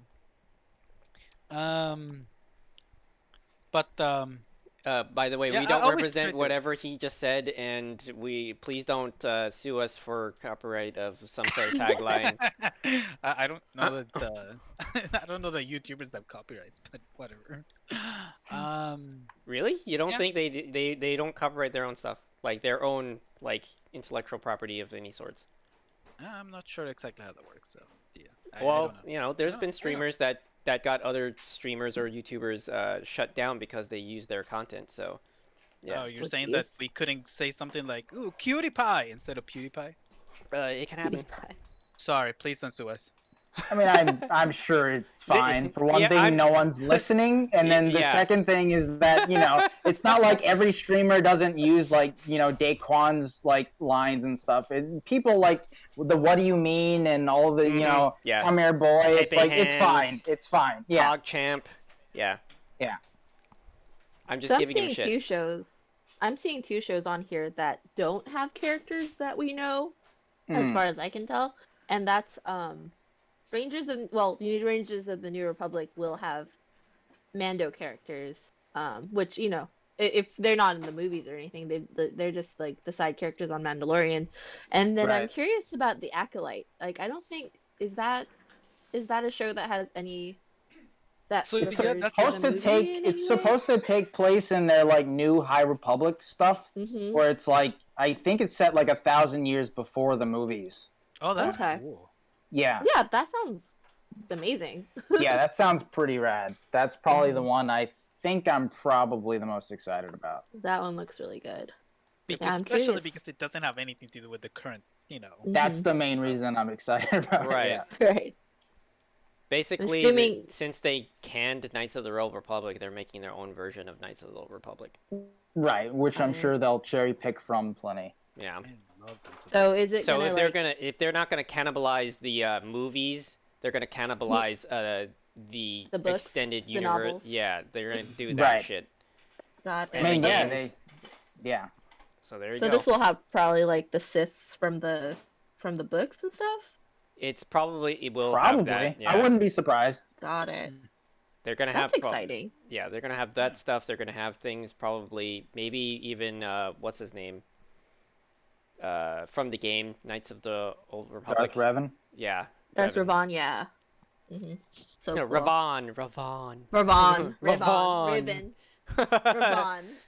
That's Yeah, that's every him time, holding his every glass. time any, yeah, With his every time pinky out. anybody mentions Darth Revan, it's like people keep like putting like Keanu Reeves, like the face of him like on any video that like he's mentioned in. Like Huh. people really, really want Keanu Reeves to be Darth Revan for, I guess, just because the Keanu Reeves is really hot at this point. Like he's Yeah. just like he's back with John Wick and like all these videos and or all these movies and like let's just put him everywhere. they just he's in Cyberpunk. Let's just make him Darth Revan. Even if he's not right for the part, Yeah, let's just but- put him in. Put him in. You Master wouldn't, Jedi, we need you you. wouldn't see his face. What do you need? Yeah. How do you know it's him? You can't see his face. It would be. I mean, Well, you know, there's if they gonna be did- shots if of they him did without like the a mask. Dread thing. Yeah, I mean that's the thing. If they did like a Dread thing where it's like Carl Urban just totally being like, "I'm not doing this. If I have to take off the mask," and they agree to it, then I'd be up for that. But like, they're gonna show his face. They had to show Pedro Pascal, The at sister. least once, Right. for Mandalorian. So I really do wonder how the contract for Pedro Pascal works, because I figured that the less you actually show the actor, a lot of contracts work that way. The the less you have to pay them. So I wonder if most of his pay came actually from voicing over voicing? the Mhm. voicing over whoever his stunt actor is, and he only Right. really got the most out of it when he was actually showing his face. That's a good question, and I know that actually I remember like a news story before the first season of Mandalorian came out, like right before he was like, he's like, I actually didn't want to show my face at all. Like I was like telling the studio like I just wanted to be like I just wanted to be like the face of the Mandalorian. That's it. Like but they kind of forced it in the finale. And so yeah, that's an interesting question. I don't know how his contract works. I mean, honestly, it would have been better. It would have been better if we had never seen his face until the finale that we just Of the show, of the yeah, Of the or most of the recent. past one, of the most second recent, season, yeah, of the second Yeah. season. Yeah. right. I don't know. It's also like a balance, right? Because they want to show the character development and they want to show it slowly. So I think if they had waited until the very, very last minute to just like decide that, oh, he's gonna show his face now, I think people would be like so caught off guard that they'd be like, oh, that's super out of character. We never saw him even think about it before this. I But feel yeah, like I think most of the the build-up, times that I think we've people seen liked. him with his mask off, it's him Mhm. taking risks. Mhm. So it feels like it's not as abrupt as say some other reveals would have Sure. happened, but Mhm. this feels like he's really conflicting with his code. Right. I mean, like in the So- first season, the reason he takes off his mask is because if he doesn't, he'll die. He'll die, Like he right, has yeah. to. Mhm. And then in this one he's doing it to save somebody. Yeah. So He yeah. was, yeah. So Yeah, I mean, in the first one, like you said, Pearl and Sean, they, every time he takes off the mask, it's because he's, it's a crucial moment. It's a crucial Yeah. moment of junction where his, character develops in something else. Like, and in the he first one, really he even says out loud things before any of like that before anybody starts questioning him is like, no, I'm not gonna do it, no, I'm not gonna do it. But then you see him Right. like really trying to fight against having to do it, and there when it happens and he does have to take the mask off, it's pretty big deal. There was just like such a high stake. How could he not have? In the first season, he learns to, trust droids after, a droid, saves his life. Right, right. And he had that prejudices, right, that he had for that, and then now, like as he's growing up in season 2, he's having less and less prejudices, and he questions, what if, I'm not seeing the whole story. So yeah, his entire life he's been saying this is the way, and then the second, throughout this entire story, like, oh, maybe he's that asking, is is the this way. the way? Yeah, exactly. Is this really the way? I feel okay. So since we're in Mandalorian, what do you think is going to happen? So my theory is that there's going to be a bigger conflict between the 3 sects of Mandalorians. So there's him, there's the way that he learned it, and then there is the one that Boba Fett clearly is going to lead his own way. Which is another thing too, which is a separate story probably that would better connect to the movie Solo and Darth Maul. Because maybe, see, that's the thing I feel like I'm more excited with, is like we might get glimpse of Darth Maul's order, his crime syndicate. I forget what it's called. Does anyone remember that? Crimson Sun or something? Yes, Crimson Sun. There you go. So he has this crime syndicate that he's been growing since between Clone Wars Saga Animation and then when spoiler alert, sorry, but in Rebels he dies. He gets his last fight with Obi-Wan. And Obi-Wan takes him out in like 2 seconds. It's pretty awesome. It's really It's pretty much, it's pretty sad because like the thing It is. It like legit is, and the fight scene between him and Ahsoka is fucking cool. By the way, he's being mocapped by Ray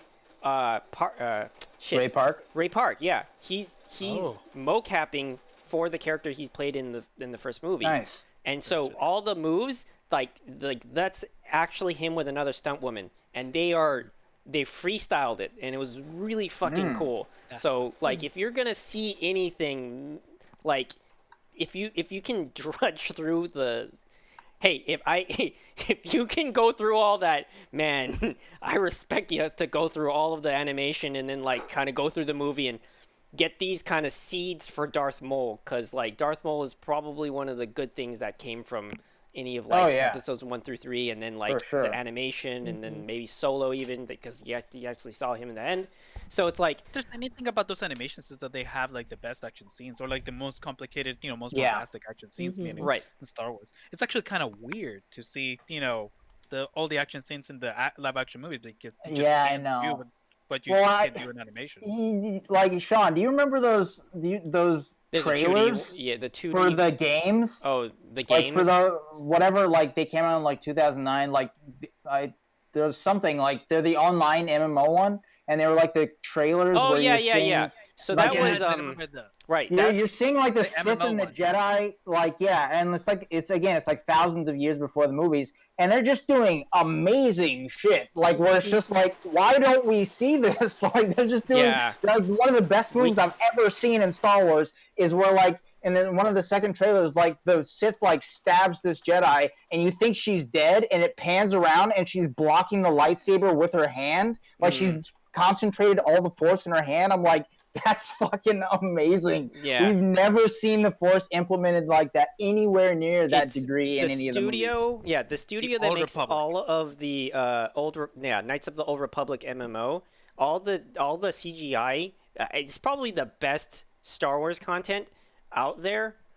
And it's I know. trailers. It's just the trailers. It's yeah. literally it tops everything, including It the was movies. insane. I remember Yeah, we just it's- rewatched that shit again and again Yeah. and again. It was just like, how is it this good? Like, I know this Yeah. isn't what the game is going to be at all. I'm not going to touch the game, but holy shit, these trailers Yeah. are just out of this world. And that's coming from the old Knights of the Old Republic storylines too, because like from the Darth Revan and everything, right? So you're getting like these are like fully realized societies, and Right. they know the Force in and out. So they're not some sort of like dark remnant of like, oh, we're just trying to pick up from the pieces that are after the apocalypse of the Empire. Right. So like yeah. If you hear in the background that Brenda is in the middle of the masks, if you hear that, do you guys hear that? Yeah. A Okay. little bit. All right. So it's not too loud, right? No. Okay. All right. So Blur Studios is the one that made these CGI animations, by the way. It's not BioWare. And Blur Studio, Yeah. by the way, is also the same studio that was involved, has one of the lead animators or like lead designers is the one that made the first Deadpool. Like he was the director for it. Yeah. And he has a big background with CGI and animation. So, anyways, yeah, that those were really cool. And I have to say the CG, the whole thing between Ahsoka and Darth Maul, that's how I could rank it. Like that one is right under Right. because it's just that good of a story. Because again, you had to kind of deal with the animation and watch the whole thing. So if you haven't watched the whole thing and you just go straight to the finale, you're not going to get the same impact. Yeah. Just to give you a heads up on that. Yeah, where were we? Well, we were talking about Knights of the Old Republic and Oh yeah, that's right. how The- the action scenes that They're right, just- right. Those trailers are What so was much it? better. I think that Mandalorian will go to that direction where we're going to see 3 different huge like conflicts, with Mando being the like I guess forced to lead the Mandalorian I guess race in a way. yeah, or Bo-Katan It's still both has the military. religion, culture, race, and a society all at the same time. It's kind of confusing. Yeah, it's a creed. Like it's not There we go. in the new canon. They're not actually like a race. It's like they take them in, and then Right. it's like a Right. creed that they take, an oath that they honor. Yeah, we kind of learned in the second season that Din Djarin is pretty much kind of kind of a fundamentalist Mandalorian. Hmm. Right, he's, right. he's part of like this very small sect that takes. It's clearer takes in the itself animation really way when too they serious. explain it, by the way. Interesting.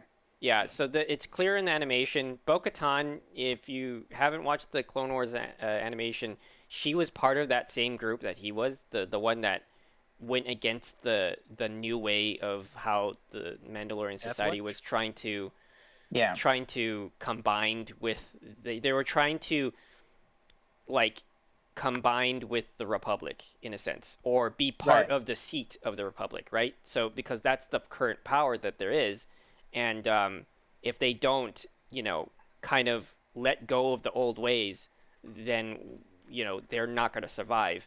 But that being said, there's people that feel like we're losing our culture by doing that. Like it's this whole idea of Oh, God. Make Mandalore great colonialism. again. Colonialism type of thing. And so Bo-Katan was previously part of that group, that the sect, which was tied. They were basically terrorists, and they were the ones that were going by the old way, and that's where the saber comes into play.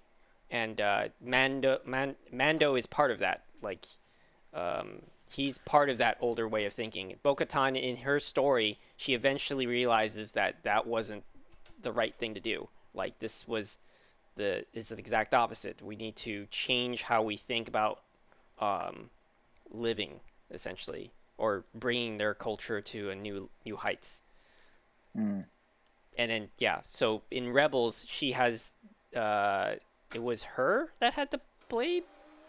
Either she had the blade or somebody else had the blade. And then It was somebody by the name of Sabine who gave her the dark saber. Yeah, she was the Mandalorian. Darth Maul had the dark saber as well for a Right. while, and he got Rebels. defeated at some point. I forget. He wasn't defeated. I think Sabine just like stole it from her because I was just doing some YouTube research and she stole it from him because she didn't think he was worthy, but Right. eventually she makes her way to Bo-Katan and she gives her the saber because she realizes she is the one who should be leading the Mandalorians. Right. Does anybody feel like that's kind of kind of hypocritical to the situation that's happening at the end of Mandalorian? Wait, so then did they explain in the season 2 of Mandalorian how Bo-Katan loses the darksaber in the first place? No, Nope. Huh. No, really. not at all. Moff Gideon just somehow ended up defeating her and getting the dark saber, but that's just you inferring what happened. So who has it at the end of season 2? Mando. So- It's Mandalorian. Yeah, man. Pascal. I see. He defeats He actually defeats it. Gideon in combat. Yeah. If he actually Ah. he defeats him with his own spear. So Huh. he has a spear made out of the same material from his armor, Best- but Beskar. yes, Ah. but he was gifted by that from when another, let's just say she's an overlord, got defeated by Ahsoka, and she gave it to Mando because they made an agreement. They were both supposed to, in order for Ahsoka to help him find somebody to take care of the child, they made an agreement. Hey, help me take over this place that's being held up by some overlord tyrannical person, and then that sets it up for the Ahsoka series because she's going after General, what was it, Theon? I can't remember. Thrawn. Thrawn. Yeah, Thrawn. Thrawn. Mhm. So, which is interesting because Admiral Thrawn is Thrawn. like, so pre-Star Wars Disney situation, Thrawn had his own story that's similar The to trilogy, yeah. yeah, similar to Shadow of the Empire in the sense that he was one of the he's not is great in, I mean, he's decent in combat, but he isn't like a Jedi in any sort, some sort of mystical thing. He's just extremely ridiculously smart, and he's strategized ways well beyond and he's kind of like a good symbol of why the Empire worked. Because Palpatine couldn't necessarily do everything himself, but the movies definitely do make it look like that. Like, he had people like him, like Thrawn. Right, that's why Palpatine had people like Thrawn and Grand Moff Tarkin and stuff. Because he was he's a Sith master, but he's not, and he's a politician. I guess to some extent, even though he uses his abilities to pretty much manipulate everybody. But he's not necessarily a master tactician or strategist. Right. So it makes sense to have people like that. And the Thrawn Trilogy is one of the most sort of revered trilogy of like those old like Legends books. Right, So and then they really, brought really him good. back for Rebel, and in Rebel he's the main Right. villain there.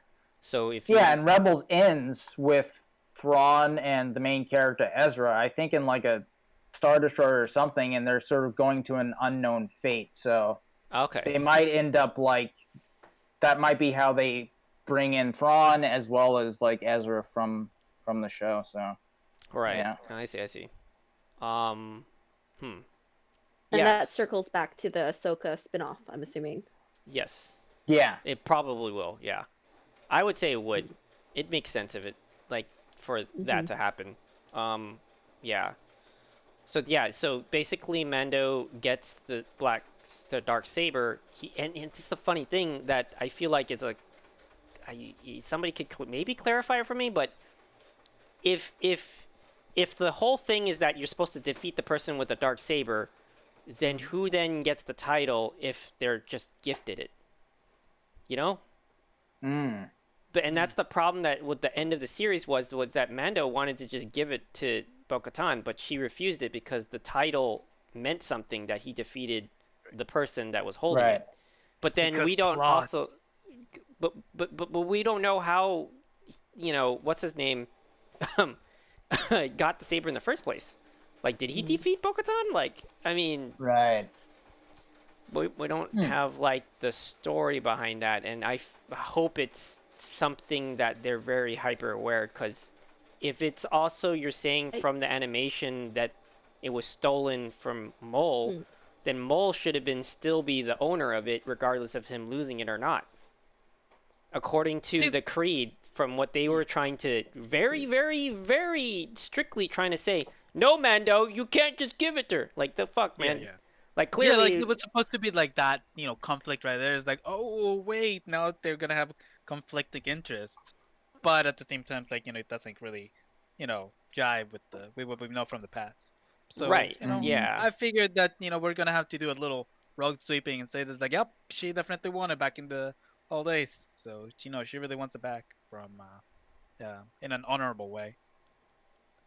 I mean, I can understand that, but then are they ever going to explain? Did she lose it in a fight? Like, did she actually lose it in a fight? I mean, but here's the thing, like obviously you don't have to kill the person who, Yes. who has the dark saber, because he didn't kill Gideon at that point. Yeah, that's my So- problem. The original Darth Maul killed the guy and got the saber from him.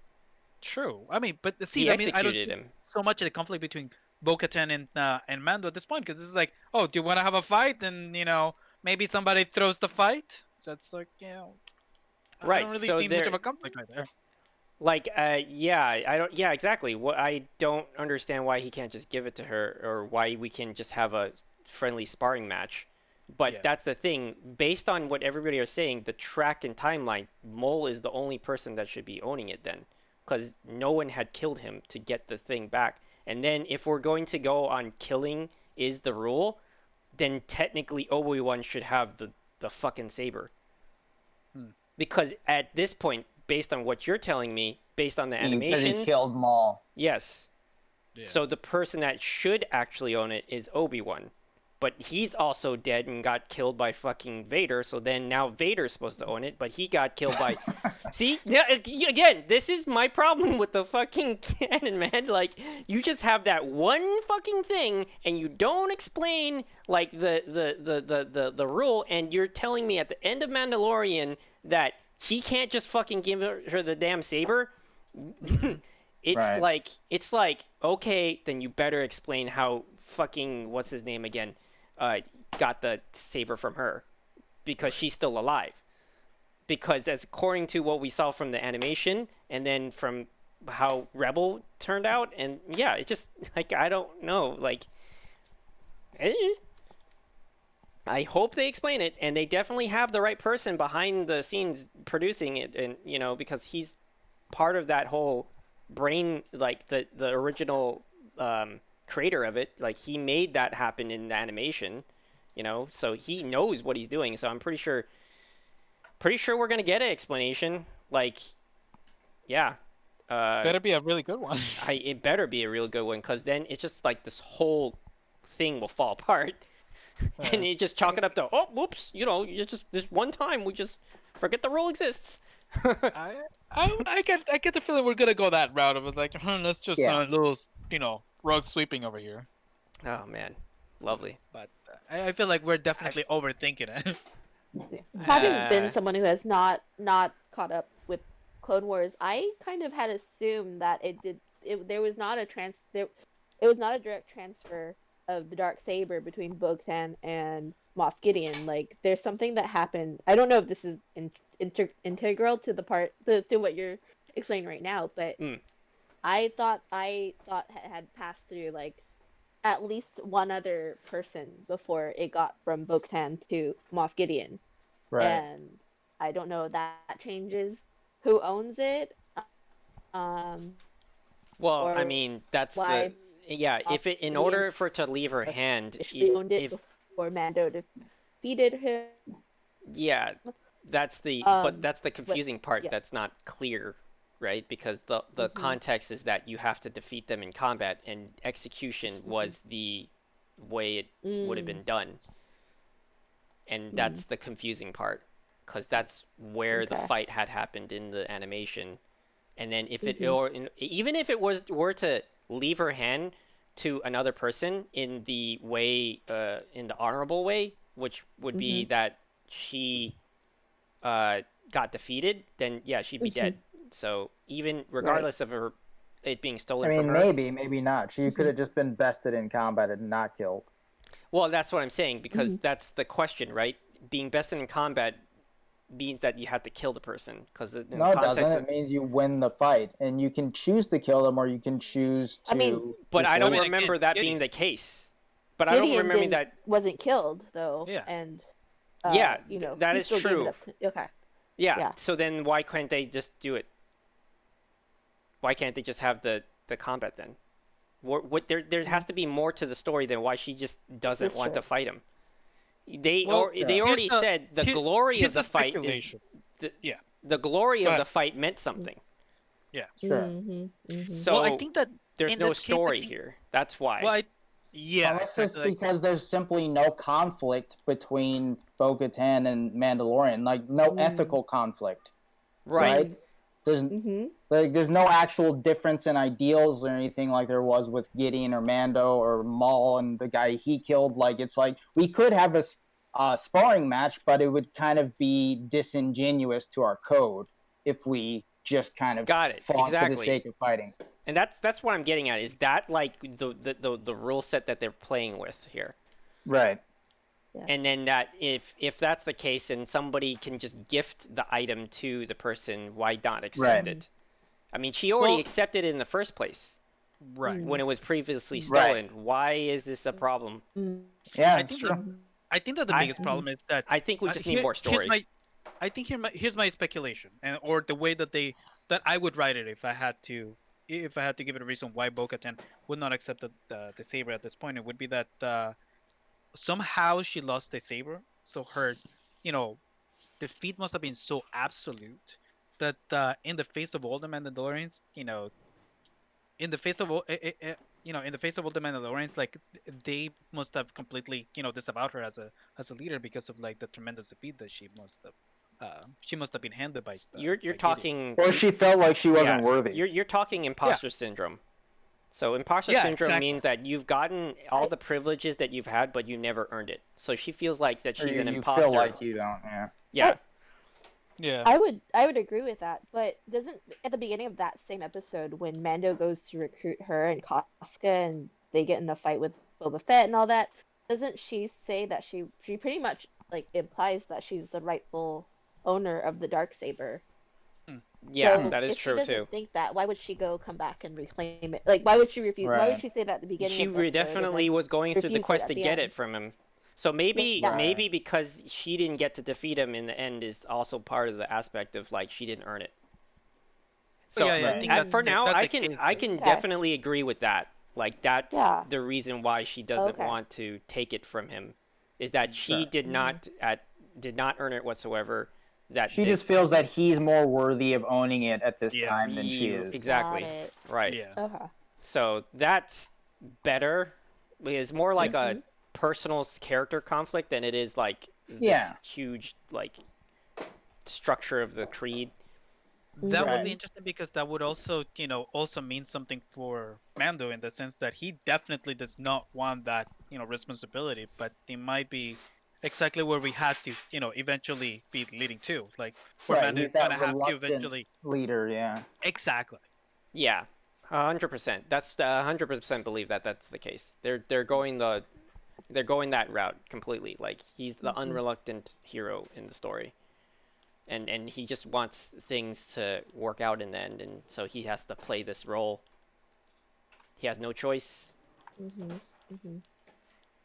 But yeah, I mean, yeah, that was a good one. By the way, I like how Mando had never heard of he had never even heard of the Jedi before, and now he's like met all the ones that are left in the universe. You know, And that owns a happens so lightsaber, much in dark Star saber. Wars. That I don't happens know, so man. much That's where they just that, forget there about the is Jedi. more. There's more out there. They keep on fucking saying that there's not a lot left. Like, come on, dude. No way.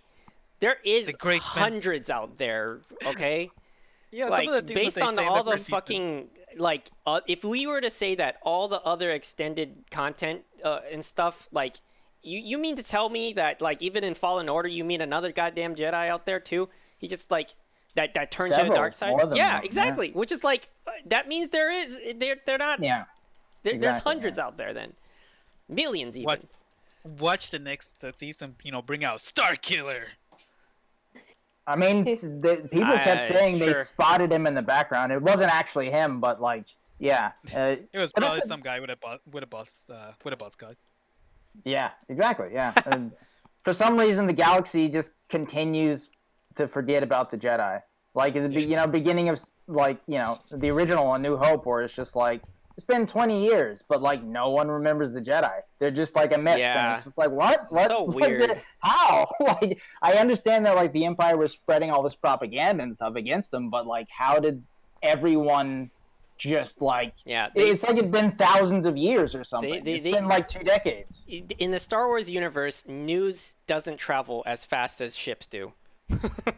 Yeah, I know, right? They're all like Jedi's. But again, that makes it even worse. Yeah, if the because news didn't travel, people the mainstream media keeps talking about these wizards. Keeps talking about. Yeah. But that makes it even worse because then most people would still think the Jedi were around. Because it's like, well, they didn't even realize that they'd been executed by Order 66, so Right. they must still be around, right? And it's like, no, it's like they never existed in the first place. It's like, how? Yeah. There was the just- Clone Wars. Like, how did everyone in the galaxy all forget the about universes, all the planets, like never get gets decades old news from like, oh, what? The Republic was taken over?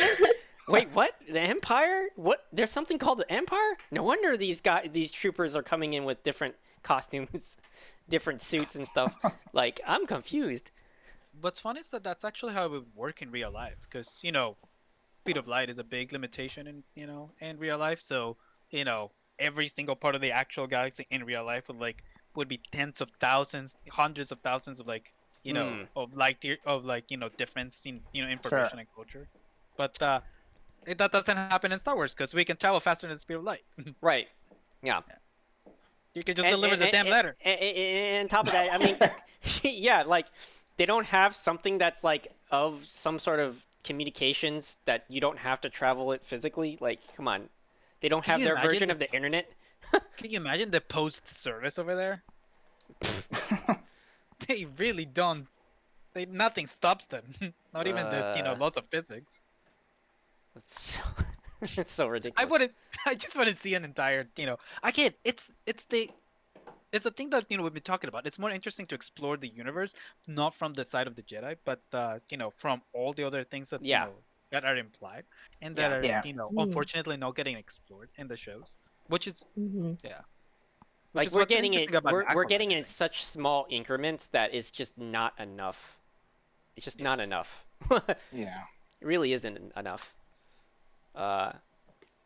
But yeah, talk if about you it get a once it's chance up to on the check out those Blur Studio CGIs from Knights of the Old Republic, you can get them in sequence because they released it when they released the expansions. Backwards, They're yeah. backwards, so if you watch them in sequence, it's a pretty cool, You get a nice little arc yeah, it's pretty cool. of this like one Sith dude who's just like been like just like you see him and he's fine, and then he things happen, and then he's like more fucked up the next time, and then you see him the next time he's got like this breathing apparatus and he's burned up, and it's like Yeah. man, what happened to this guy? And you get to see all this shit he's been doing. It's pretty crazy. Yeah. And have you seen the newest one too, where it's a completely different empire? It's their own. They're not like the Empire or anything. They're like the twins. With the twins, Yeah, they're like this royal fleet. I don't know, royal people. I don't know what you want to call them. But he doesn't. He's not neither Sith nor he's not Sith and he's not a Jedi. But he definitely delves in the dark force and the dark arts, I guess you could say. Yeah. Which is pretty cool because they always say Sith this, Sith that, and dark, like the dark side of the Force, but Sith and the dark sider can be separate. Yeah, I mean that's why they had like the Yeah. Dark Jedi. Like they're not affiliated with the Sith, but they use the dark side of the Force. Right, And that's yeah. another thing they don't really explore, unfortunately, too much these days. But I mean, we've definitely seen Jedi use, dark force powers, Mrs. Ray. And, yeah, I Right. guess. Sure. And I'm sorry, Just using them involuntarily. Okay, yeah. well just- then, yeah. if that's the we're not case, going to get then- into that. We're not going to get into that. But what It's about too Luke big of then? a can of worms. In the end of Mandalorian, he crushes a fucking trooper, like he crushes the robot, basically. Dark troopers. Which I could have sworn that for anything that's like Yep. the next level up from a fucking force choke. Which I mean, Well, I'm totally fine with. We see Mace Windu do Yeah, that. he to does that Grievous. too. Yes. Yeah. Which is like, think that which I'm saying again, But again, that does feed into Mace Windu's use of Yes. the dark and the light. Exactly. So yeah, right. It honestly kind of makes sense in this for Luke in a way, because he definitely flirts with the dark side. Well, that's what I'm saying. Sure. Like, Rey isn't the first one. Like, Yeah. I'm saying that anybody that claims to be a Jedi can be light or dark, and can use either. Like, it's possible, and I just pointing out that people have the connotation that Sith automatically is like, dark force users. It's like not necessarily the case. Oh yeah, at this point I think we have to reason that Darth Sidious was right. Like, dark force, right? Light side, dark side is just, a matter of opinion. they're just constructs. Like Yeah, they're just- all the same thing. You're just using them in different ways. Yeah.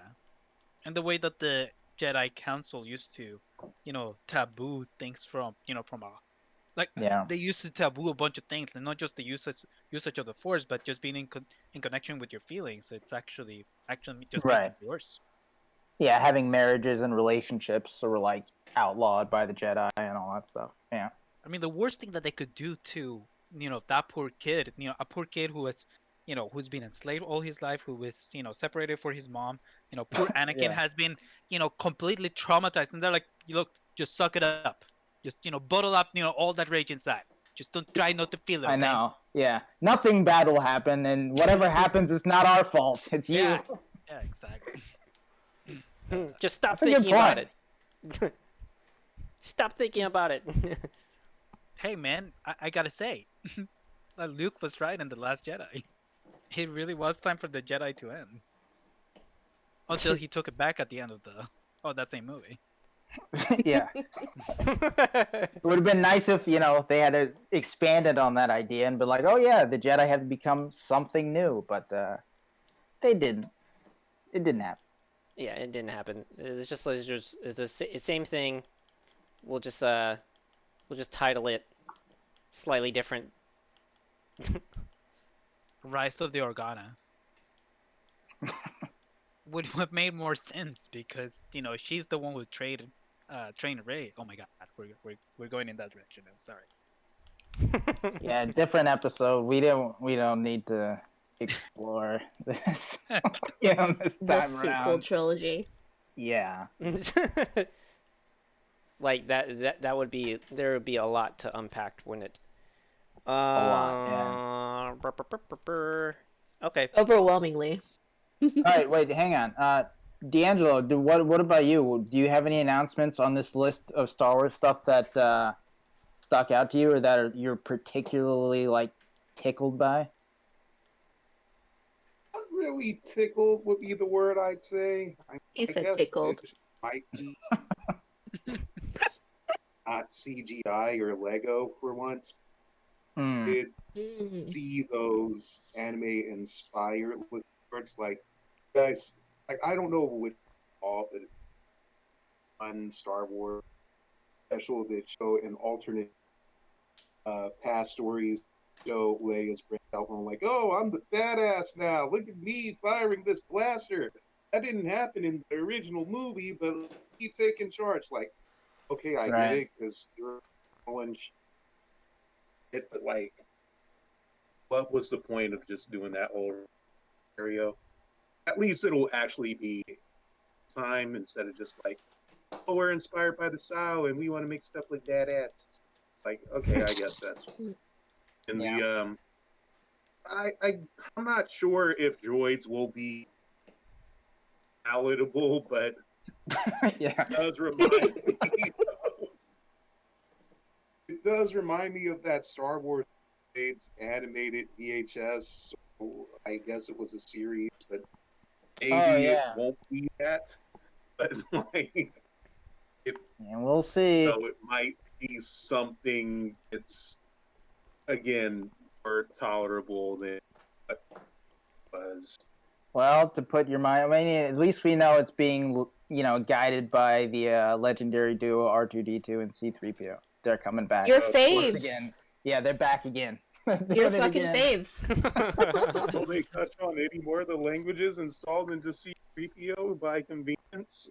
I mean, all those languages and everything. Oh, Sith language. We should never bring language. I was installed. Another time.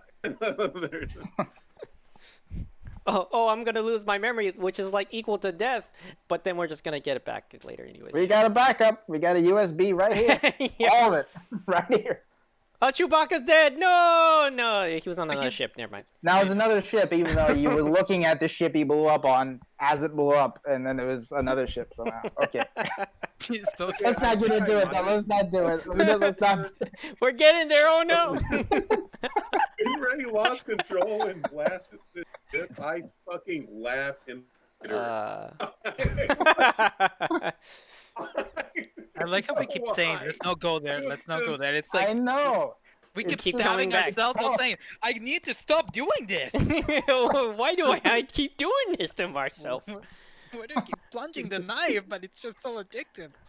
It's so funny. Ha- What about the Pixar stuff then?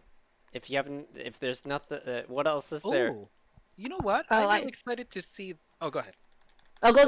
I want to hear what you have to say.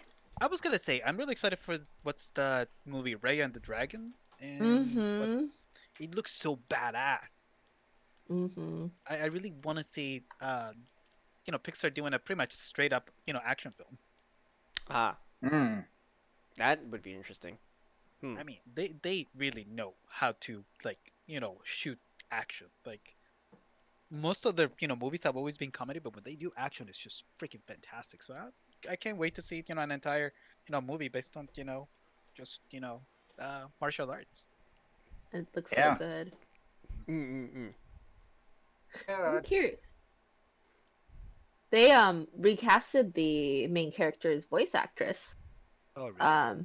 Part of the way through. It was an unknown actress, not unknown, but not a quote unquote, I'm doing air quotes, famous actress. Now Rhea is going to be voiced by Kelly Marie Tran, who was Rose in Yeah. the sequel trilogy we all know and love. So I'm really I'm like excited to see her in another role just because she got trashed so hard for being a part She of all that. did. Yeah, it's just So so unfairly, unfair. That So I'm super excited. Yeah. yeah. I Well, I think hopefully it's Rey good. and the Last Dragon is not Pixar. It's oh yeah, it is. It's like It's the not. It's done Walt Disney Animation. Mm. Frozen angle type of Oh. rather than It's from the makers of Moana. Oh, I see. Yeah. Oh, Mm. right. It is Disney Studios rather than Pixar. Okay. Right. Yeah, I mentioned Pixar, but you mentioned that, so it's fine. We should just Right. you know They're basically the same. Yeah, I mean we're still talking about we're the still talking Yeah, about it's the Disney still announcement. news, yeah. Yeah, it's Oh, yeah. still part of the thing. It's just yeah. I do have something to say about Soul though. I was really excited about Soul. It looked really cute, just like and heart wrenching, just like all the other Pixar movies tend to be.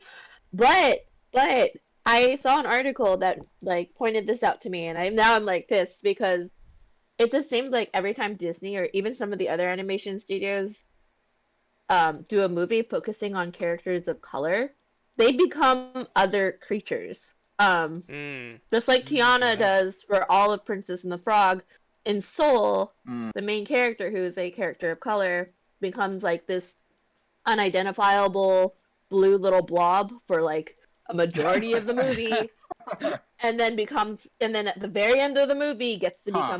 go back to becoming a character of color. They Huh. did the same thing Mm. in that the movie that came out not too long ago, probably during COVID, so nobody heard about it. But it's one where Will Smith and Tom Holland are in it. Yeah, and yeah. Oh Why? yeah, Will Smith's character is a pigeon is a for pigeon. most of the movie. Yeah. So like when I That's saw that article, it's like I'm I not excited never for Soul thought of anymore. that. This is really pissing Huh. me off. So, Fine. so the concept of soul is that like people they are down to their talents, hmm down to their character. It's hmm supposed to be like saying that body is the body, it's the soul that inhabits it. Hmm. Yeah. And I don't like the idea of soul because it kind of does like, hey, this little Casper that's inside of you is what you really are, and Yeah. not like you're it's like no. I mean, I like That might be Yeah. my favorite description of a soul ever. Uh, That little bastard inside of you. We're all this white bluish thing inside. Well, I yeah. But I get what you're saying, bro. It's not Mhm. exactly the character, the human like jazz player. It's like the soul inside them. That's their Mhm. core essence. That's what they Mhm. really are in the way we establish is like, yes, this is what your soul is. Your soul is basically you. Your body isn't you. Like, oh, okay. Oh, it's Mhm. nice to know that if I shed my mortal coil, I'm going to turn into a Olaf piece of shit. Whatever. That's such a weird trim, though, that I Huh. never realized with people of color in like in those movies. that's like wild. that's crazy. right? now It's I gotta you like could have- rewatch a bunch of stuff just to keep that in mind Yeah. and actually kind of pick that up. Coco That's is just the first impression I'm getting. Mhm. I'll watch it, but that's what I'm getting from it. It's just like where they're how you look like is not your. right, Mm. right. Sure. Mhm. Like it's a noble sentiment to Right. think Oh, that yeah, Yeah. and, you like, know. Yeah. Yeah. it's still gonna be gripping. It's Yeah, Pixar. we're not saying no one here. I don't think anybody's saying that it's Totally. gonna be a bad movie. Yeah. It's in just context. spotting that It's pattern. just spotting the that is, pattern like is- across these for movies. sure. I mean, it's Interesting. very specific with African Americans because Coco was, mostly, based on, Mexican culture, and the kid And- got to and- be. Miguel was a skeleton for That's a true. good majority of the movie. Oh, that is Right. true. Hector Shit, you're was- right. Never was- mind. was I'm a skeleton. wrong. You're right. I mean, I fucking love Coco. I love that movie Yeah, so much. but I noticed love that movie too. too. That was but Dude, I want to see how much farther this goes. Now this is like, oh Intriguing. man, I want to sort of go down this rabbit hole. Like, that's Oh my sure God. There's a marketing reason Oh that they're my- sworn to seek out why they won't disclose this to the public. Hmm. Mm.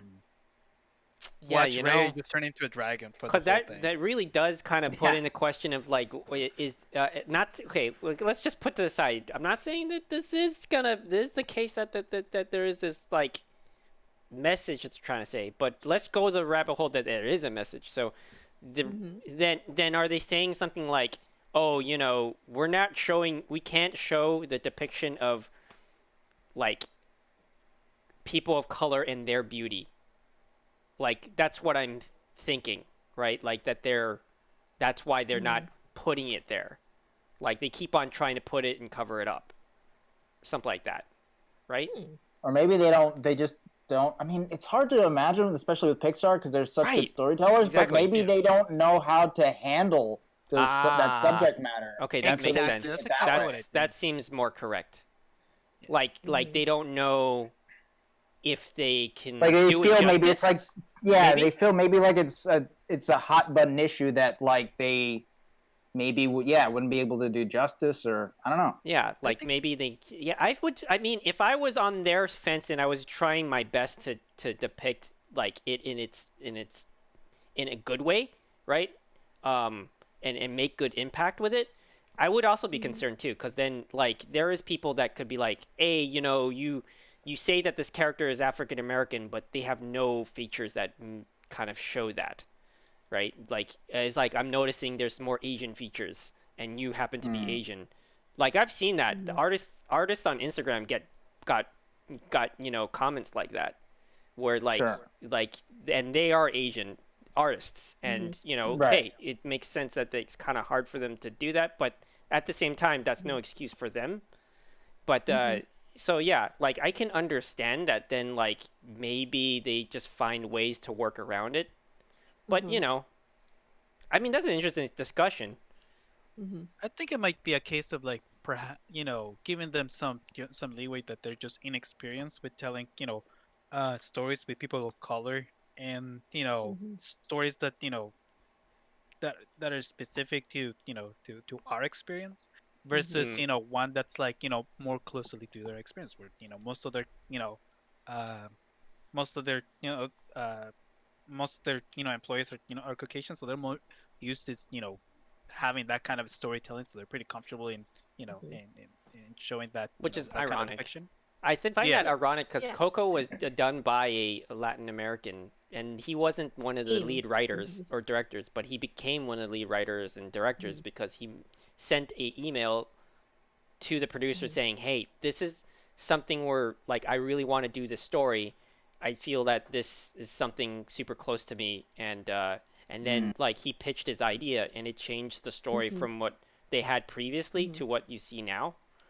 Like there's there's actually a whole like behind the scenes thing with that guy, and he talks about how he grew up in South America and his struggle with trying to like acclimate to America when they crossed over, and then like a lot of the story came from his experiences. But I'm glad that they were able to do some of that. I can't say for the other stories, other animations that they've done that has a cultural impact. So, but I know for Coco, for specifically, that one had a writer and co-director to that. Yeah, I can definitely feel it. I mean, so many parts of Coco itself like actually relate to me, even though it's actually even though that's Mexico and I'm from El Salvador. Like I actually what's his face, Miguel's great grandma's name. He calls her Coco as a as a term of endearment. That was actually my case. My great grandma's we call her Coco as a Oh, term. okay. Yeah, so especially touching. Interesting. I love that. Yeah, that was a really good story. Yeah. Yeah. I think the intention of like, oh, totally disrupt my phone. I think the intention of have Disney's intention of having more POC characters, POC storylines, cultural, mirrors for kids of color is all great and it's all beautiful. I think that these transformation things that we're just talking about right now with the trends in characters of color transforming for most of the movie. I think it honestly just dates back to people, I mean, as Americans, maybe even around the world, are not excited or ready to see a movie that features a character of color from beginning to end. I mean, like it. I mean, there's exceptions to that. Like Moana was universally loved and acknowledged, but I think for a lot of, like, we don't really know what happens behind the scenes, but I'm sure there's still a lot of pushback for that. Oh yeah, there is. And for like, sure, yeah. oh, the viewership will drop, the movie will not do as good unless there's like a transformation into this cutesy thing. But yeah, it's just it's such an interesting discussion to have that, like, yeah, we're just not ready for it. It's 2020. We're not ready to see a character of color be themselves from beginning to end. So yeah, And that's the thing. I think it's like I have most a lot people. to unpack about that, to be honest. yeah, But yeah, Go for it, yeah. But I just want to get in. Well, the one thing that I will say about that is that I think most people are ready. I think it's just the fact that, like, a lot of it was kind of like what you were saying, where it's like there is a lot of pushback, and the people in charge, don't realize that that's the case. Because I remember reading this thing years and years ago about like the maker of, it was like, I think it was like a Barbie or something, or I don't know if it was Barbie, but it was like some like doll, like whatever toy, and like it was like this old dude, and he was like, you know, in his 80s or something, and he was like, well, you know, little girls only want to play with dolls, that's all they want to do. And it's like, well, doesn't mean that's not the case. Like, it's just that you're stuck, like your thinking is stuck, like it's in another age, it's in another time. And like, I feel like that's that. I mean, we've talked on the show ad nauseum about how like the people in charge are often not the creatives, and they're often not the people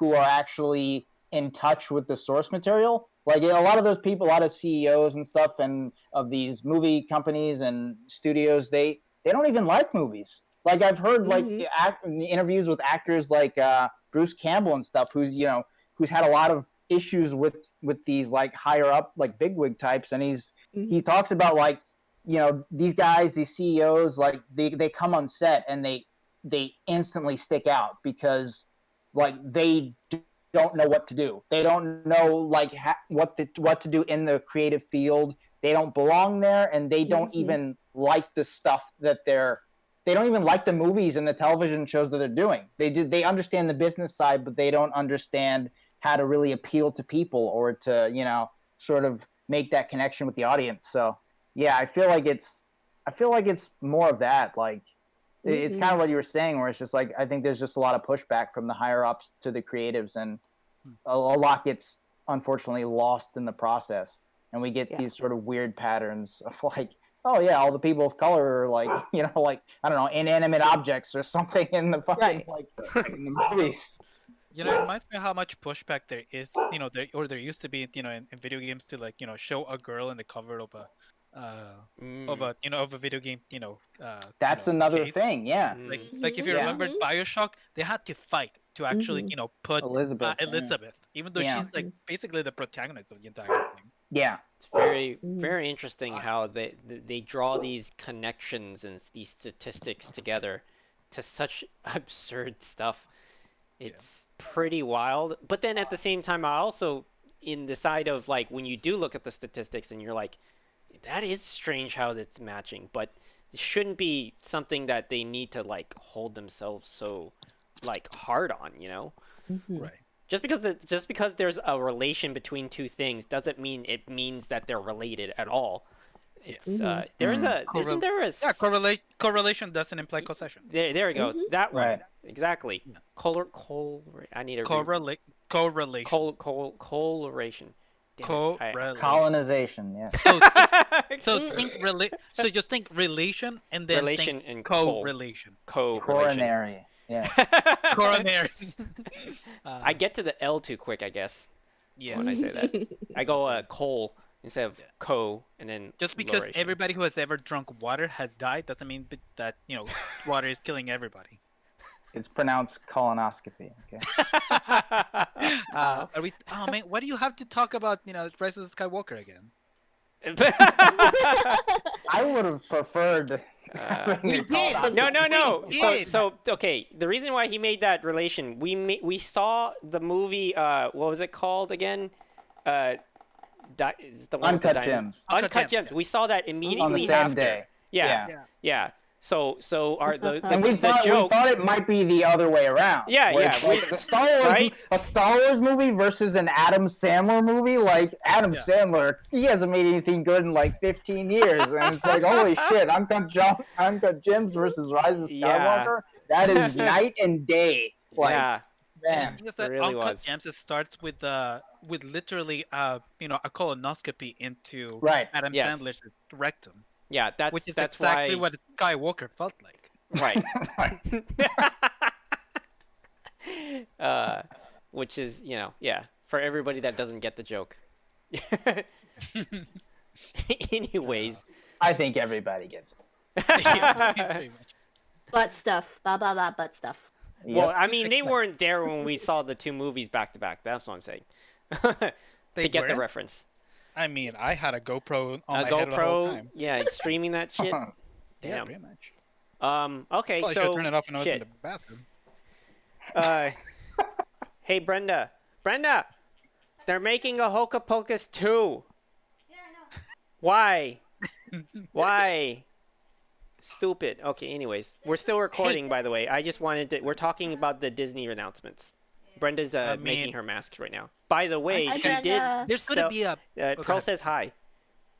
Okay, she's waving. You Anyways, guys, what other remake they're doing? Pinocchio.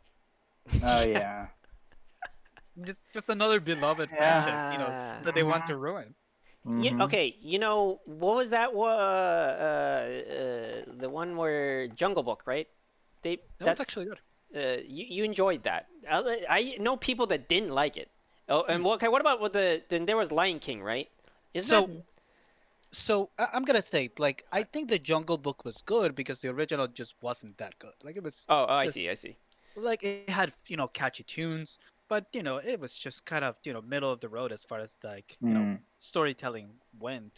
And it was a very short animation. So I feel that the one that they made, the Jungle Book, was just expanded so much more on like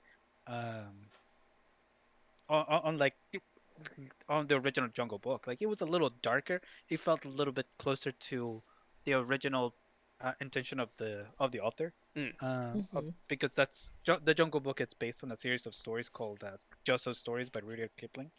And it just took things a little bit darker. Like, it took risks. It was definitely totally different from the original animation.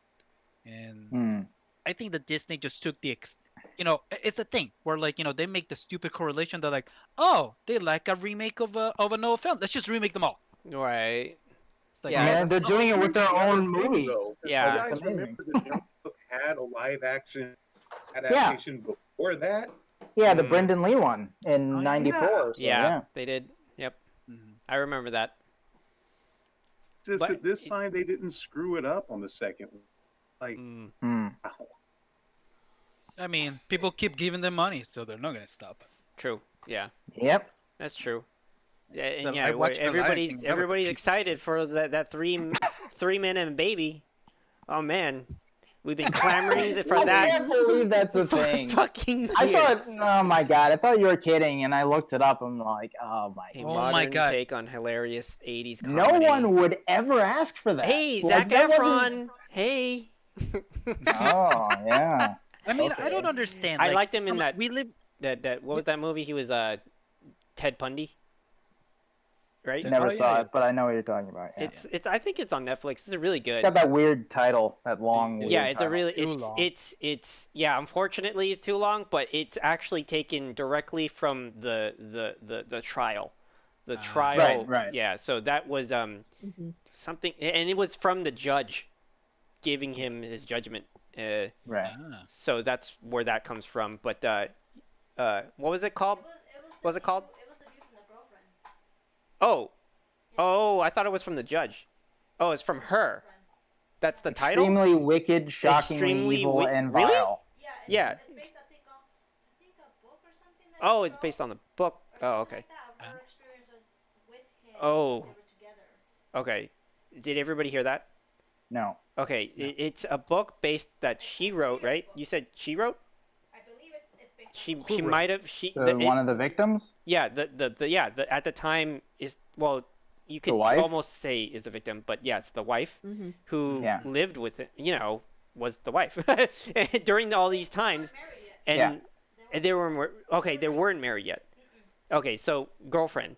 Gets girlfriend. Okay, anyway, so basically she wrote a book, or apparently she wrote a book, that about her experiences living with him and the suspicions that built up and the kind of almost self-gaslighting things that would go into her mind to convince herself that he's innocent, and Sure. combined with what he was trying to say. So, yeah. And then that title of the movie came from her book, apparently. I believe so. But Or from what Brenda's saying, she believes so.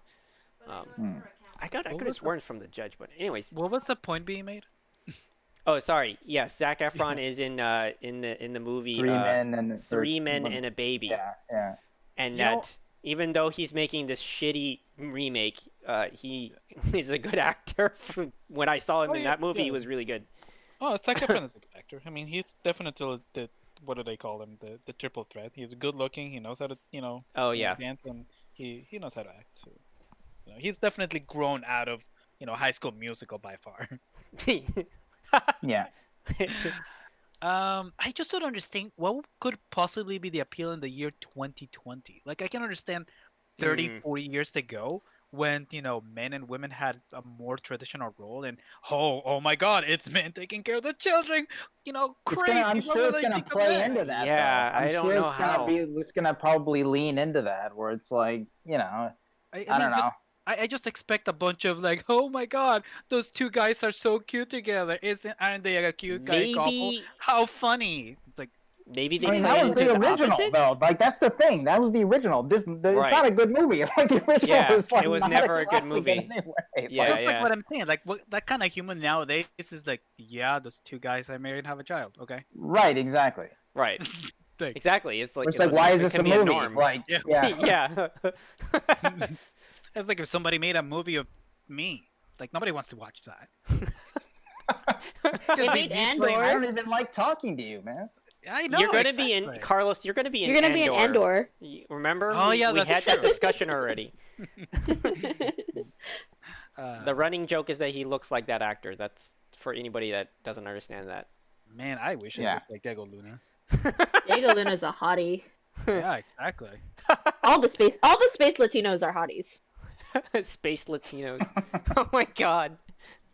Oh yeah, huh? That's I almost forgot. No, I definitely didn't forget. But I keep thinking of him as the Viper from Game of Thrones.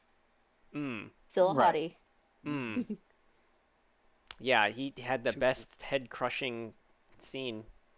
Fuck, I'm still traumatized from that scene. Was it? I mean, Everybody else was pretty shocked, but I was all like, I kind of felt like this was coming. Oh no, I wasn't Well, you can shocked that see it it happened. you can see it in the scene, but like the actual visceral nature Yes. of it, where you're seeing his head explode, like it's just like holy shit. I mean, I just put myself in his mindset right there and then. It's like he Right. almost killed him, and now he's both getting taunted that he that guy raped his sister, and he's getting his Okay. eyes bulged out and Yeah, that- crotched in. It's like That scene is actually in the show is like actually way more. It's like in the book, it's kind of not. It's described as viscerally as it actually shows on the screen. Mm. Like it's in the book, it's kind of just the mountain just like punching his head in and like caving his head in, but Yeah. his head like legit explodes in the show. Oh man. that's why he wears a helmet now. Yeah, yeah. got to keep his head together somehow. God. Oh my god! Actually, that actually kind of sort of happens at the end. He gets Finale mountained of again. Well, no. So one of the droids keeps punching his face, and Oh, it's just yeah. so brutal. Hey, Like, remember? it almost looks like it's like Yeah. the helmet is gonna give, but instead of like his head Yeah. giving in, the wall behind him starts giving in. Okay, remember how we've always like Yeah, Apollo? Have that's the we? worst part about that. That it's not. We At first, Right. it's kind of scary, but then it's just kind of funny because it's like, he Right. can't get through it. Right. Remember how Apollo? Remember how we made this discussion? Is like everything that comes from the Empire is like a non-threatening bullshit, right? Right. Like the troopers are shit. Right, The yeah. droids that you show up are like inconsequential. But in this one, like in Mandalorian, when they showed these fucking things and how threatening they are, it was like, oh man, I don't know how you're gonna get through this, because it was pretty pretty obvious. Like he was just gonna get screwed over by one of them only, and he had to deal with like a whole fleet. Yeah, like they could take full blaster shots at them. Like the only reason why he won is because he was able to somehow get through him with the Beskar spear. The spear, yeah. Mm. And not even against their like he had to aim it, like you saw it when he Oh, hit yeah. him, he had to aim it very in a Into the vulnerable joint, in a vulnerable Right. spot, so it wasn't just like okay, the metal thing works. That's one thing I did. Competent droids in Star Wars. Yeah. Mark III, by the way. I did like during Mandalorian for the past 2 seasons, I have been having the kind of feeling of like, man, his armor is pretty OP. Like, is there ever gonna be something threatening? And then the fucking robots show up, and I'm like, oh, okay. And then him fighting against Ahsoka, you're also realizing that, yeah, okay, he could be a threat, but it's Yeah, that makes sense. I mean, It's because hard. the armor was made specifically to combat lightsabers. right. Like yeah. that's the whole point of it. So it makes sense that like he's kind of invulnerable, but yeah, that's pretty cool to like even see like a droid like almost kill him. That's Right. You, that you sounds just have to pretty be composed when you're facing a Jedi. You don't want to lose your head. cool. Again. Yeah. I really wanted to make that stupid joke. Do the Dark Troopers show up in any other part of Star Wars canon? I don't remember seeing them before. Good question. No, right? I Like think these just robotic I think ones? only Similar things like it, but not exactly like it. Uh, But I'm They were pretty pretty sure I think these yeah, were I'm pretty specific sure for they're Mandalorian. like in I think they're Mm. they might have introduced them in like one of the like bullshit like books that they're putting out now where it's like yeah. read That the I'm books or pretty you sure won't they get it. right. Ugh. Huh. I'm never gonna be a Star Wars book. I have way too much to do. Well, I just heard that like all of them are like bad. Like Yeah, I haven't instead heard of like good the things old from ones it. are like Yeah. really really good, but like all the ones are like bad now. It's just like, well, why'd you make a 'Cause new it's- canon if you're it's not even forced. like Yeah, good? I'm not surprised. Like I'm sure that it's Yeah. a bunch of like very corporate. Hey, you gotta follow these guidelines. Here's your Mm-hmm. here's all the points you gotta hit. Right. Right. We got to sell the toys. That's all that matters. Here's the points that you have to hit, and then like, oh, does it conflict with a good story? Well, fucking just do it. or Yeah. or even like things that like they'll give. What's really kind of a creative like it just stamps all the engine behind it, like all that gas up you have to do something creative, is when they start giving you like goals but with insane restrictions of like, you can't do this, Yeah. you can't introduce this, or like that's, I think, the biggest problem with Star Wars is that they have a wealth of all this stuff in the universe, but then they're like, oh no, don't do that because that's somewhere else or something, or that And we doesn't have match to up. appeal to every demographic at the same At the time. same so time, we can't go here, or here, So which there's, are the like- only interesting places to go. Right, and there's just like too many hoops to go through to make a Yeah. cohesive story. It's just like you just need to have like one specific kind of like committee of people of like, hey, these are the resources that you can use, and then like just go at it. If you have to go off the reservation, just do it, and then we'll like, we'll work will work with it. Because most of the people that like when they've made had to make an installment of IP, that Star Wars has such a hard time getting anything approved because like there's just Yeah, I mean too that's what many they were people. talking about with the Amy Hennig canceled game right. Ragtag. Like it was like they were talking about how it would take them like 2 years to get a costume approved for like a background NPC for like that was in one scene. You know, it's just like that's why it fell through. It just they couldn't get anything done. Yeah. It's so funny how like if you have to do something creative, both indications are terrible. Just do whatever you want, and here's like all the restrictions you have to follow. Yeah. Yeah. It's more. It should have been. It should be always like. It should be put in a way where it's like, here's the tools to make the story that you want to make, and these are the resources. And it's like, oh yeah, you want to include that? Here's some more resources. Like if you're including this race, then I have like this information for you to use.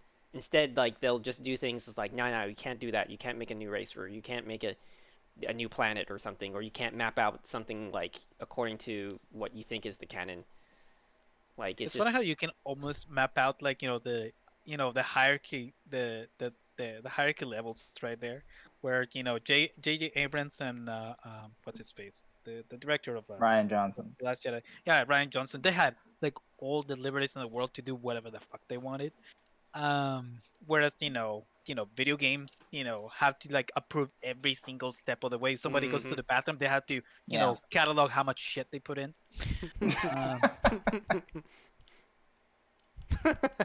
Yeah, it is. It's really weird. Yeah. Very strange. Okay. Well, is there anything else on the announcements other than that we? I mean, there's other stuff like Rogue Squadron and I don't know Lando or whatever, but I don't really have anything to say about that stuff personally. I don't know what else. I don't know what. Yeah, I mean Rogue Squadron. I mean I don't know. They're making. What do I Moana say about series, Tiana. Okay, what about? I mean, yeah. We pretty much talked about most of this stuff. I am Groot. The hell's Chris Paul a project? What the hell's that? I don't know. Biographical film? Chris Paul NBA project. star. Oh. If you say you don't NBA watch superstar. the NBA, if you don't know who Chris Paul is. Yeah. I don't know who he is. Greek freak. Okay, I don't know about that either. Sorry, I can't say anything. Sorry. I don't know. You're just saying words now. I don't even know. Yeah, it's apparently a Disney show. Whatever. It was you? What about Night at the Museum? Everybody wants that one. I didn't even know that was Disney. I'll be Yeah. honest. Disney nowadays. They own everything. Disney owns a lot. Yeah. They own a lot. How about Chippendale and Rescue Rangers? Hybrid live-action animated feature for Disney Plus. Oh god. Oh God. I'm just getting Alvin and the vibes from that, like Yeah. Mhm. Right. juxtaposition. Hey, it's set to star in the title roles with Seth Rogen. Haha. That'll be great. And then like Andy there'll be Samberg? at least one scene where it's smoking in the Yep. tree house, Yep. and it's not what you think. It's just Gadget, just welding. And or John something. Mulaney. Like you thought that the chipmunks were smoking weed, but they wasn't. Dude, if I'm gonna hear boy, one of the no. fucking like There we one go. of the chipmunks like laugh like Seth Rogen, I'm gonna lose my shit. That's fucking mean, hilarious. That would definitely be Dale then. Dale would definitely be the one with like the total. Chippendale's Well, balls butthead. just drop like 8 inches. You have these. Oh Seth man. I want them to release like the all the like footage of when like these comedians are in the booth doing the voices, because they say some really crazy stuff. Like when they had Robin Williams as the genie, like Oh my god. he was they amazing. can you imagine how many times they had to say sorry, we can't put that in the movie. They said, I mean, he made so many jokes per minute, just like nonstop. yeah. Like, Oh man. That guy's a That character was specifically made for M. Like, there's Comedic nobody else who can genius. be the genie. Yeah.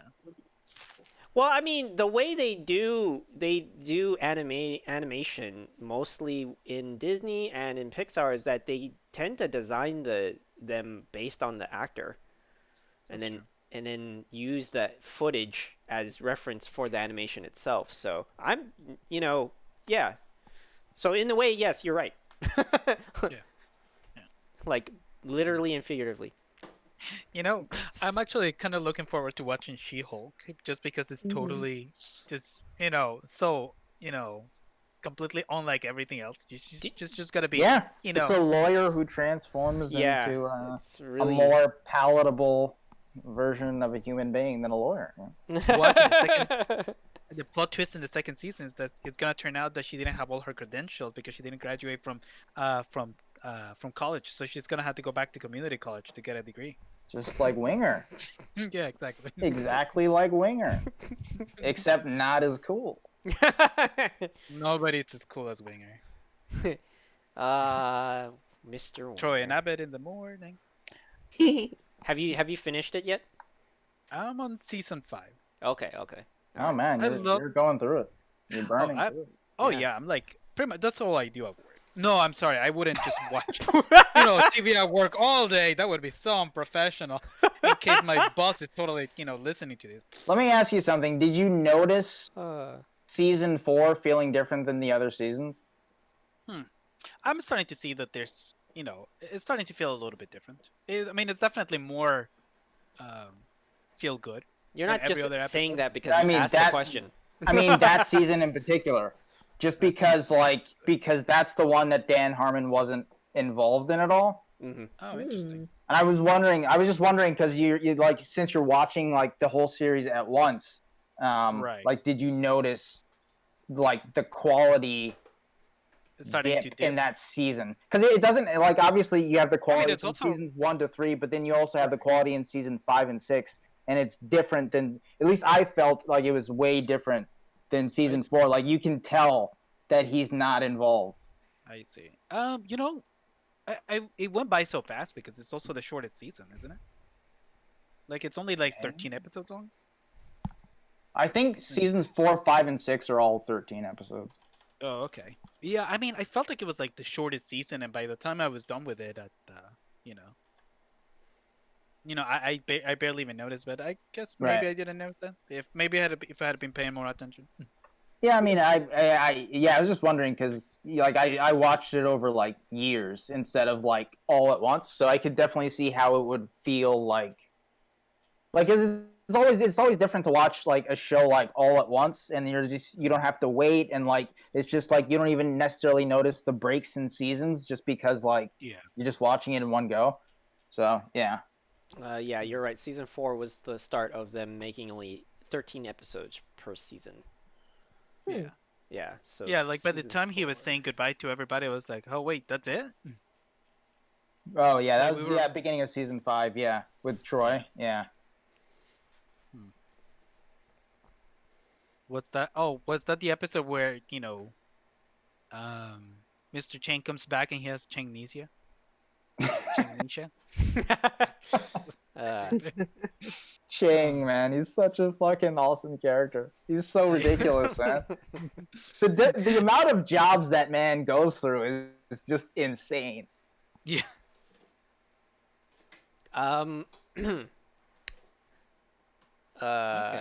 It's Yeah, pretty you okay. know, I think Ah, that's it. I love how- Really. I- I mean, Sister Yeah. Act 3, like, yeah, Tyler What are you Perry. telling me? Good job. We got a lot to discuss there. What do you mean? I mean, that's deep, right? Well, hey, they bringing back Whoopi Goldberg, Sister Act 3. Let's go. I mean, honestly, I don't know that we have the time to go into all the mythology and the world building. we should just that- have that a behind full it. Sister Act 3 episode. Like, Yeah. I think there's that much to unpack. that there, much honestly. content. There's so much lore. Yeah. Well, what about Baymax? Did anybody seen Big Hero 6? I enjoyed it. I wasn't liked like, it. Well, I wasn't like, oh my god, it's like I- that crazy about it. You know what I mean? But I kind of adored San I enjoyed Francisco, it. though. Yes, Mm. that Oh my depiction of San gosh. Francisco was fantastic. It was so cute. I love like- that so I much. definitely like the designs that they went with Mhm. for a lot of the characters. Mhm. It had a nice little homage to Stan Lee, Mhm. which was interesting to see. Yeah, it was Mhm. it was enjoyable. I don't mind watching it more than once. You know, that type of thing. Right. I mean, there's like Fascinating, fascinating. Sure. But going back to Sister Act 3, like, what?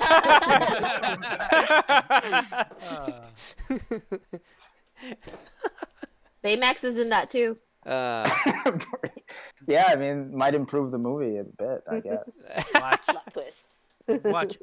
The plot twist is gonna be that it's going to be the Pope pretending to be the sister. He's gonna go undercover. He's gonna discover things he didn't know about himself. Undercover boss, Pope no. edition. Oh God,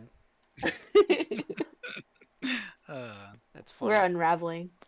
Yeah, We it's, are. Clearly. it's done. We've lost it at this point. We're baked. I am Groot. I am Groot. I am good. Yeah, that one. That seriously is the least thing that I'd be wanting to watch. That one doesn't Groot? not. I don't. That's. I don't care. So You'd rather watch the shorts on Porky from Toy Story 4? I can't register what you're talking about, but No. whatever There's it is, Forky I asked say the I'm question. Groot is not a Forky asked the fascinating thing to me. well, what about both Ironheart and Armor Wars? Are those like gonna have a crossover? I mean, I'm hyped for Armor Wars, not so much Ironheart. I know, Mm. like, the character's done her in the comics with time.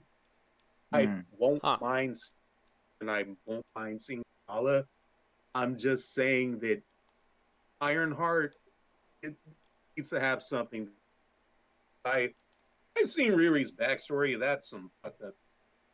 Mm. But like, it's not handled well with, like, oh, this trauma happened. Oh well, Mm-hmm. you know, I'm Right. strong. I don't cry or anything. Like, okay, so Demise is a robot dons the Iron Man suit. Gotcha. Hmm.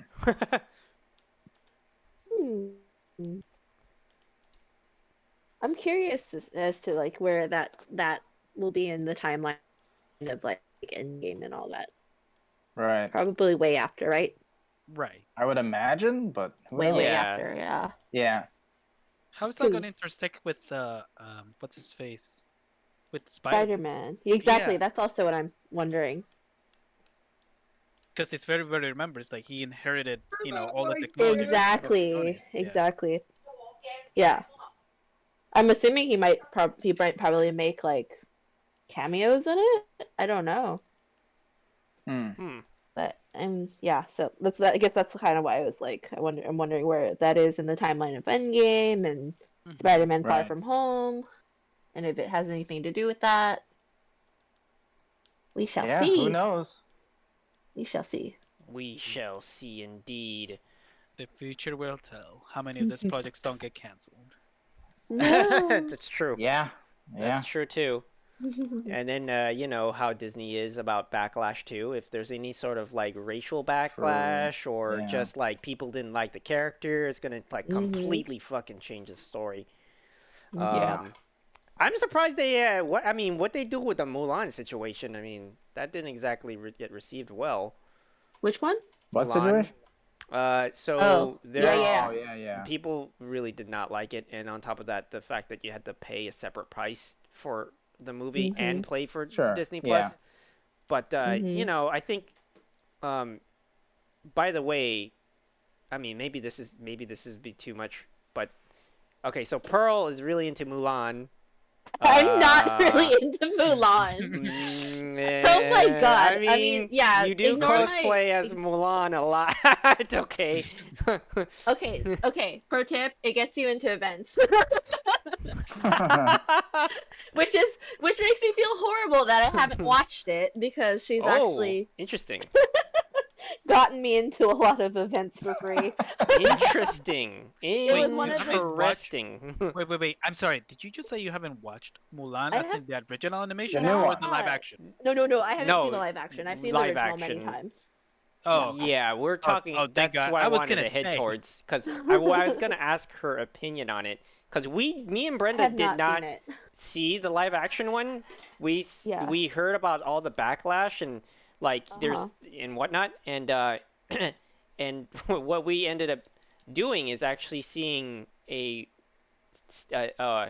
live action Mulan that was produced by Asian production. So Jackie Chan's kid Interesting. in it. okay, Jackie Chan's kid was randomly in it. Oh wait, like that's. The I guess hell? that's gonna help.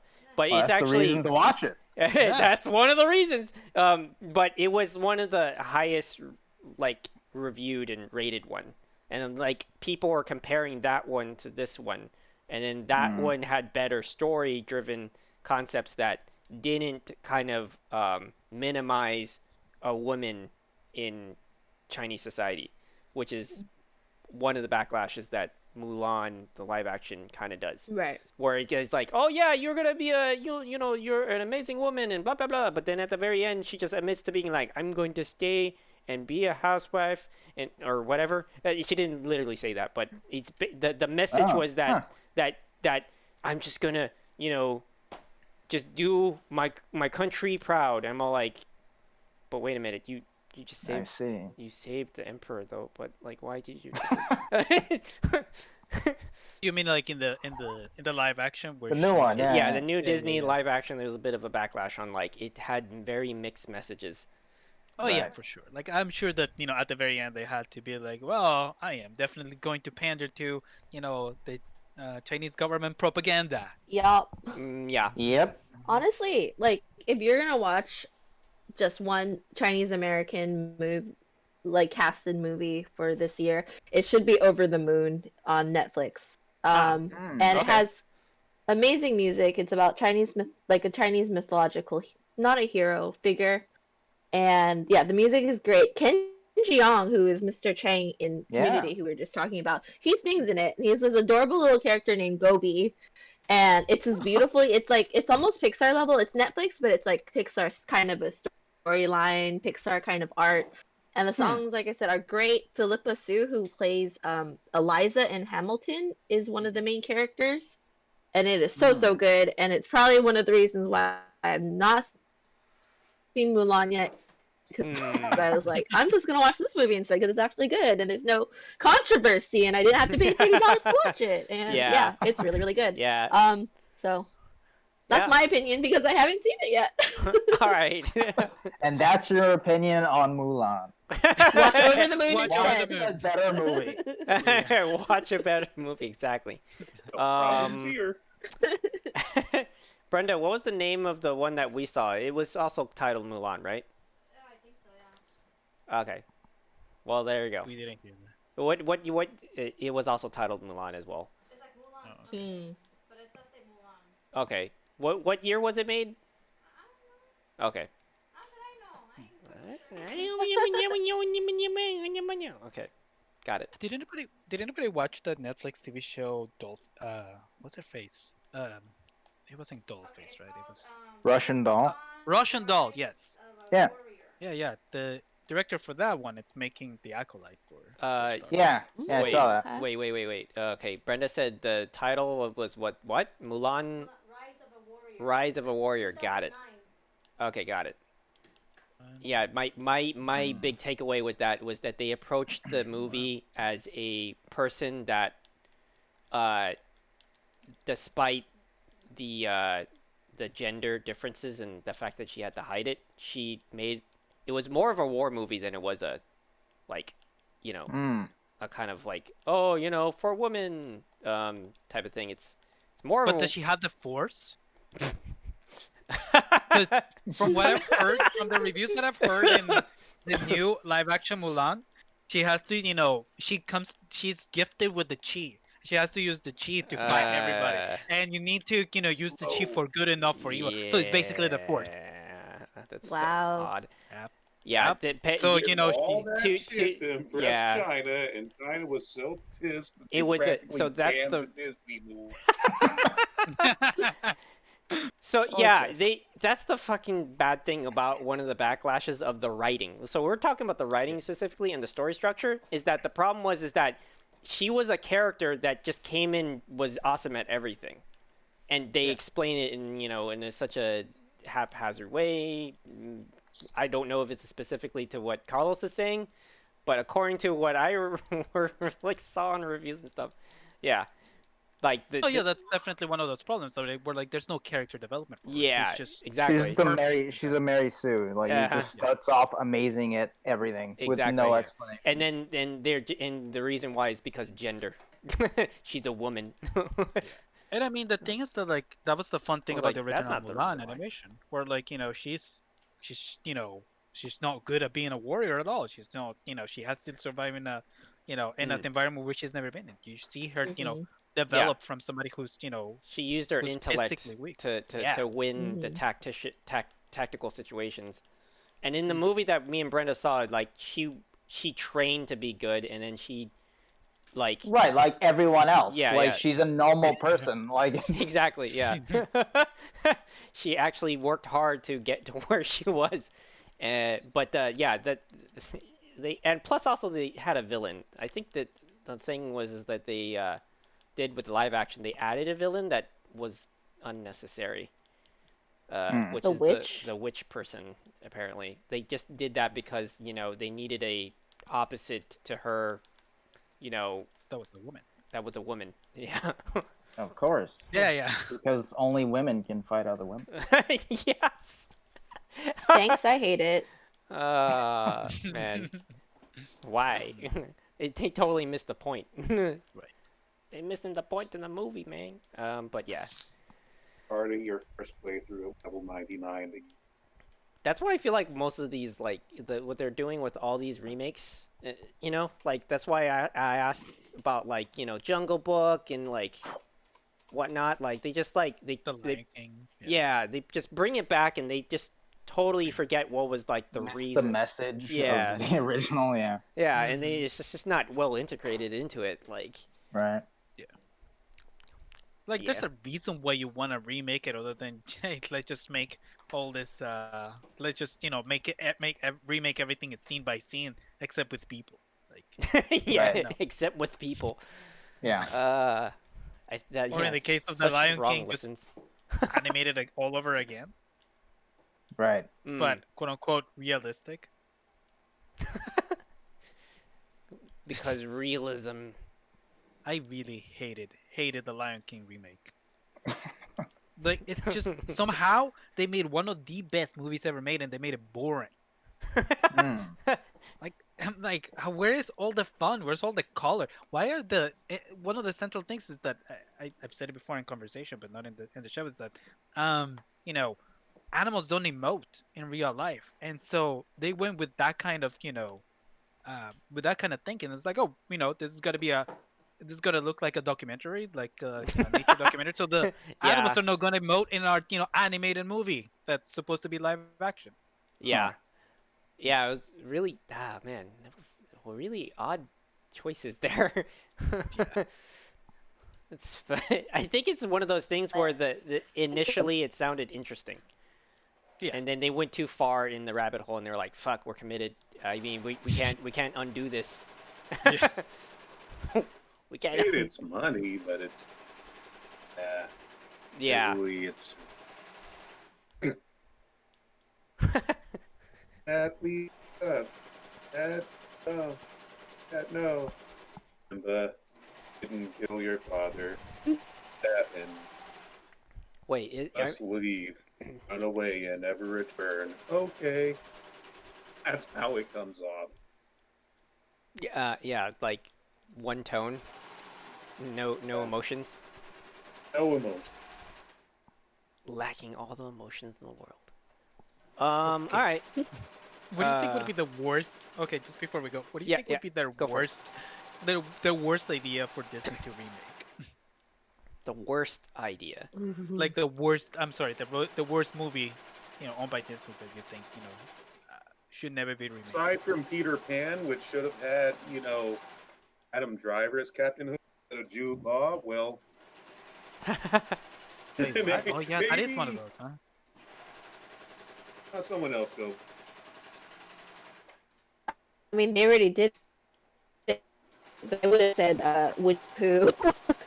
They went ahead and that. So, and it was terrifying. It It was was fucking terrifying. It's somebody, some Did you people see are those little breaking up a little bit. Stuffed fuckers. Wait, Yeah. what? Wait, what?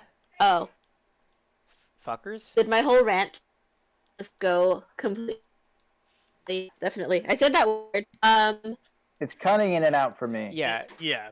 you might have to do the Yeah. same Discord trick. The poo and how. Exit and come back and see if it works out in the intranets. I think the intranets is not in our favors today.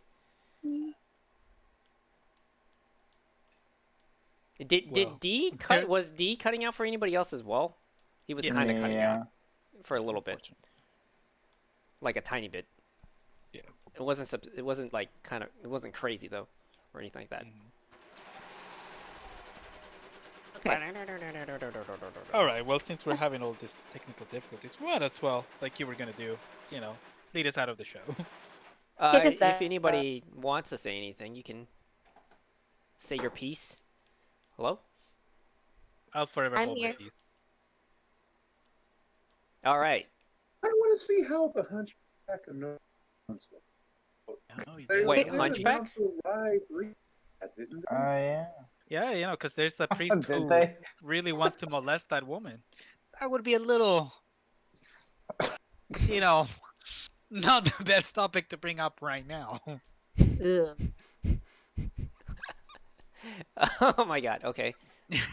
So, on that note, Okay. All right. I mean, yeah. I don't That's a know. good way to leave it. I don't know how much more we can what more we can talk about.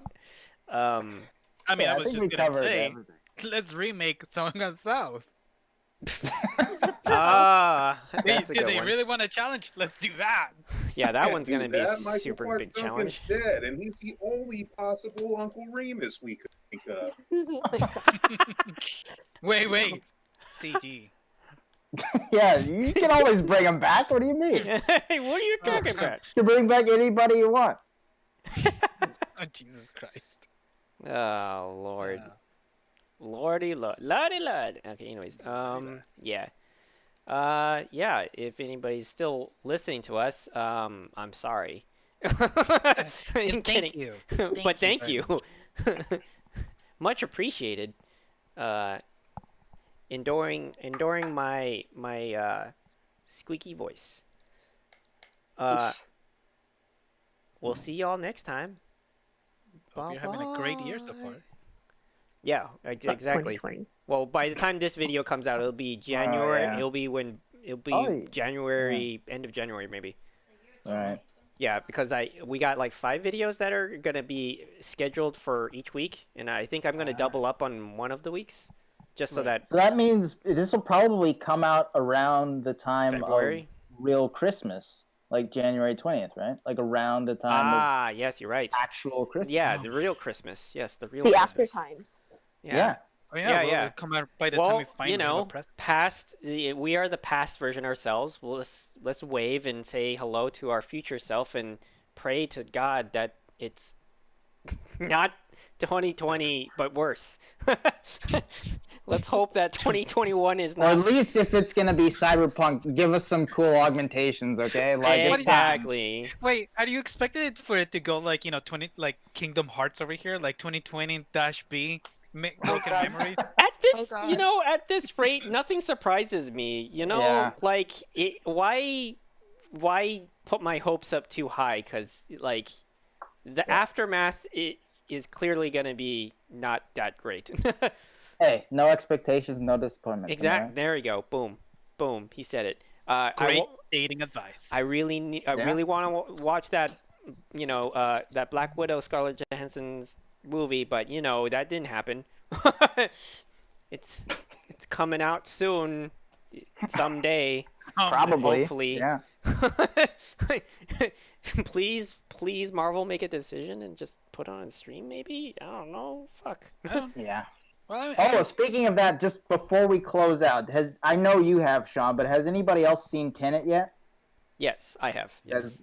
Oh man, that's a movie. Anybody else? I'm not gonna spoil anything, but holy shit, that's a movie right there. Next Yeah, time. yeah. That could be another. That's totally a topic right there. Yeah. I'll watch it. Definitely, Yeah. everybody watch that movie.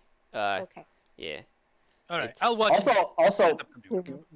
Pearl, you gotta come back for whenever we do the Star Wars episode as well. Yes. You gotta come back. Yeah. For sure. Isn't the Star Wars episode? Huh? No. I know, didn't, I'm because we just kidding. kept holding it back. We Yeah. had to resist. We Yeah. could have. Well, this podcast would have never ended if we started. I think Oh my at God. that point we would I would actually need to go like and dig up some stuff to talk about, to kind of, because there's just so much to talk about. Yeah. That We should have. know. We should have a whole, marathon. Like, watch the entire nonology. Before we do that episode, I probably will do the terrifying task of watching every Star Wars movie again. I wanted to like a marathon like a it too, like honestly. a Yeah. refresh, like Yeah, a because reset. I've intentionally avoided the prequels for years, and I don't want to see the sequels again, but I will watch them for the sake of conversation. So Right, to kind of put our topics together, Yeah. and our opinions. What were Yeah. you saying? Bro? yeah, Dance watch party now, just stay in, and I Yeah. wanted to marathon the Star Wars movie, so Oh, right. Yeah. You mean Disney Plus has a watch party feature? it Yeah. does. Yeah, all you Yeah. have to do is share the link Yeah. with people, and you can watch it together. That's true. You could watch It's it pretty together. Yeah. Let's do it all together. One of these days, man. Let's do. yeah. Oh, yeah. We could. Yeah, definitely. I I'd think love that'd that. be That a would good idea. definitely make it more tolerable, like to watch. Yeah. Right. Okay. And we could even talk about what things that is like, oh, we need to talk about this, like during the podcast. You know what I mean? Yeah. Like building our notes Yes. kind of thing. Yeah. Mhm. Okay. Well, that sounds like the next topic, I guess. Yes. That All or right. tennis. Yeah. Yes. Both. Both. At the same time, simultaneously. We all talk of different things at the same time, interrupting each other. Yeah. We need to speed up this like 2-hour podcast down to 1 hour. They have to digest it all simultaneously. There's going to be separate channels dedicated to each person talking. They could turn people on and off. Well, we're that'd be doing the funny. Disney thing. We have our own, spin-off shows. You already have your own. Yeah, Fine. but yeah, that's right. You have Andor and fucking Rogue One, okay?